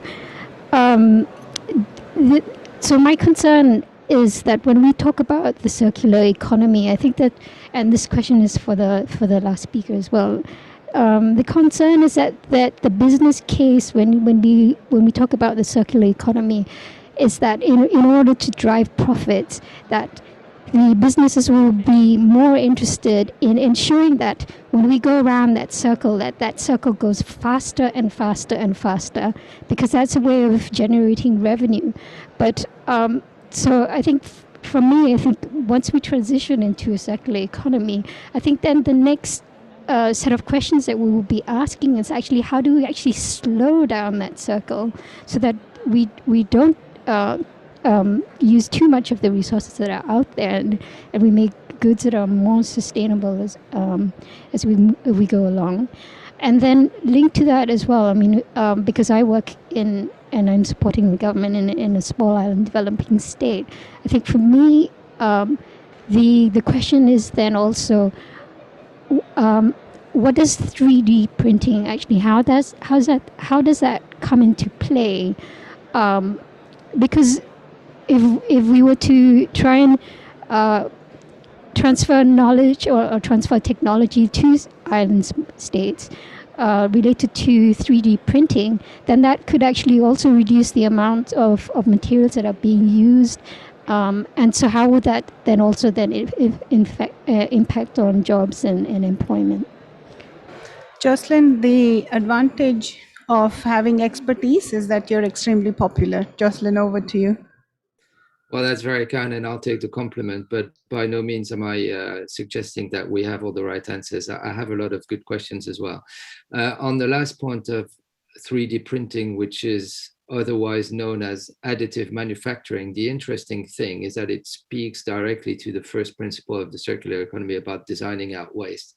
And when I focus on additive manufacturing, it's as opposed to subtractive manufacturing, in which you would traditionally take a block of stuff, of steel or plastic, and then carve away at the elements you don't need, thereby creating a lot of waste. In additive manufacturing, you only put the material on the table that you need, because by default, you're not taking anything away to create the product. So that has a lot of advantages, and deployment of repair cafes, or the ability of those technologies to create spare parts, and only one spare part. You don't necessarily need to have a whole warehouse of plastic bits to replace, because somewhere in the world that machine's going to break. If you need one, you just make one. And that really is important when it comes to feedstock. And going back to what I was saying earlier, the first principle is to look at the feedstock, both in nature and in waste, and in volume, sorry, which also means that we need to look at what actually are those materials we feed to those machines, because we do not want to end up with 3D printers all over the place, spewing materials that cannot be dealt with in the system, either recycled or fed back to natural systems. So there is a key element for that. It's not a silver bullet, but it certainly has a massive place. And when we talk about resilience, actually, I don't know if you remember, but a couple of Italian guys at the height of the COVID pandemic had used 3D printing in order to fix some broken respirators and ventilation machines using really clever technology and what they had at their disposal, and then released the plan and put it out there through the internet, that the CAD file that allowed all 3D printers to essentially produce those replacement parts that was needed. So that's a resilient argument as well. To go back to your earlier question about the speed at which the cycles move, well, I think there is first of all, it's difficult to have a blanket solution on that, because we can talk about the biological cycles, which in a way could be sped up in terms of feeding the right nutrients back to the soil and making sure that without hampering the ability of natural systems to regenerate, we make the best use of those cycles. And the question of speed should be adapted to that of the natural systems. When it comes to, I think your question was pointing at the interest of business would be then to increase replacement rates of the assets that they put on the market in order to make sure that they generate more profit. I think that view is valid when it comes to a transfer of ownership and their throughput. If I'm going to sell you 2 products a year instead of 1, I'm making more money. But if I'm going to, by contract, give you access to the service that the product is able to give you without transferring that ownership, the product remains mine. It's my bank of materials. Now that, of course, supposes some fiscal policy adaptation, because at the moment the accounting rules go against that, and it's not necessarily incentivized to have product as service models, even though they're often talked about. They're actually mentioned but not examined that much. But I think that the speed at which the cycles can move are heavily predicated on the fact that there is a transaction at each cycle, which is not necessarily the case when we move to product as a service away from ownership models. I mean, that's only part of the answer, but I think that that mindset element is really important. Thank you, Jocelyn. That was really helpful, because technology and innovation. So again, I think as from childhood, we've learned that necessity is mother of invention. So waste, if you just focus on waste, there has been a variety of waste. It's food, it's textiles. If you haven't seen that little display at the entrance of textiles and the amount of waste it produced, I would say just see it, because it's fun. But then if we go to bigger articles, the electric goods, the white goods, that increasingly we're creating a huge amount of waste. And as we're progressing toward a 9.9 billion population, that's only going to increase.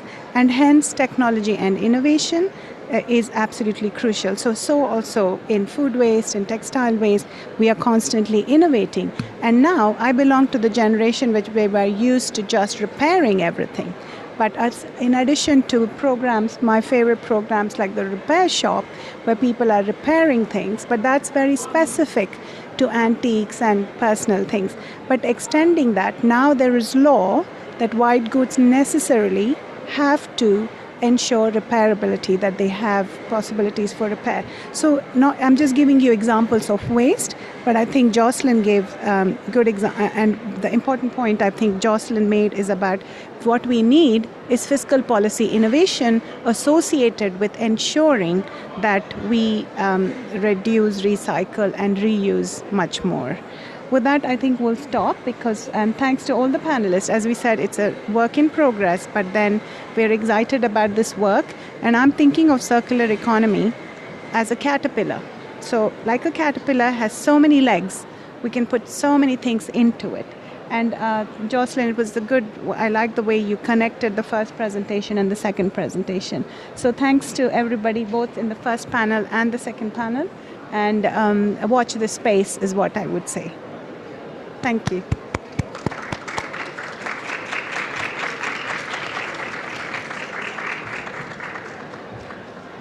And I think Daniel has an announcement about something. I have an announcement which I'm sure will make everyone happy, which is, must take this off. I have an announcement which I'm sure will make everyone happy, which is that there is free tea and coffee and croissants over there if people want them. And also Iron Brew, which you should all drink before you leave Scotland, a national drink of Scotland.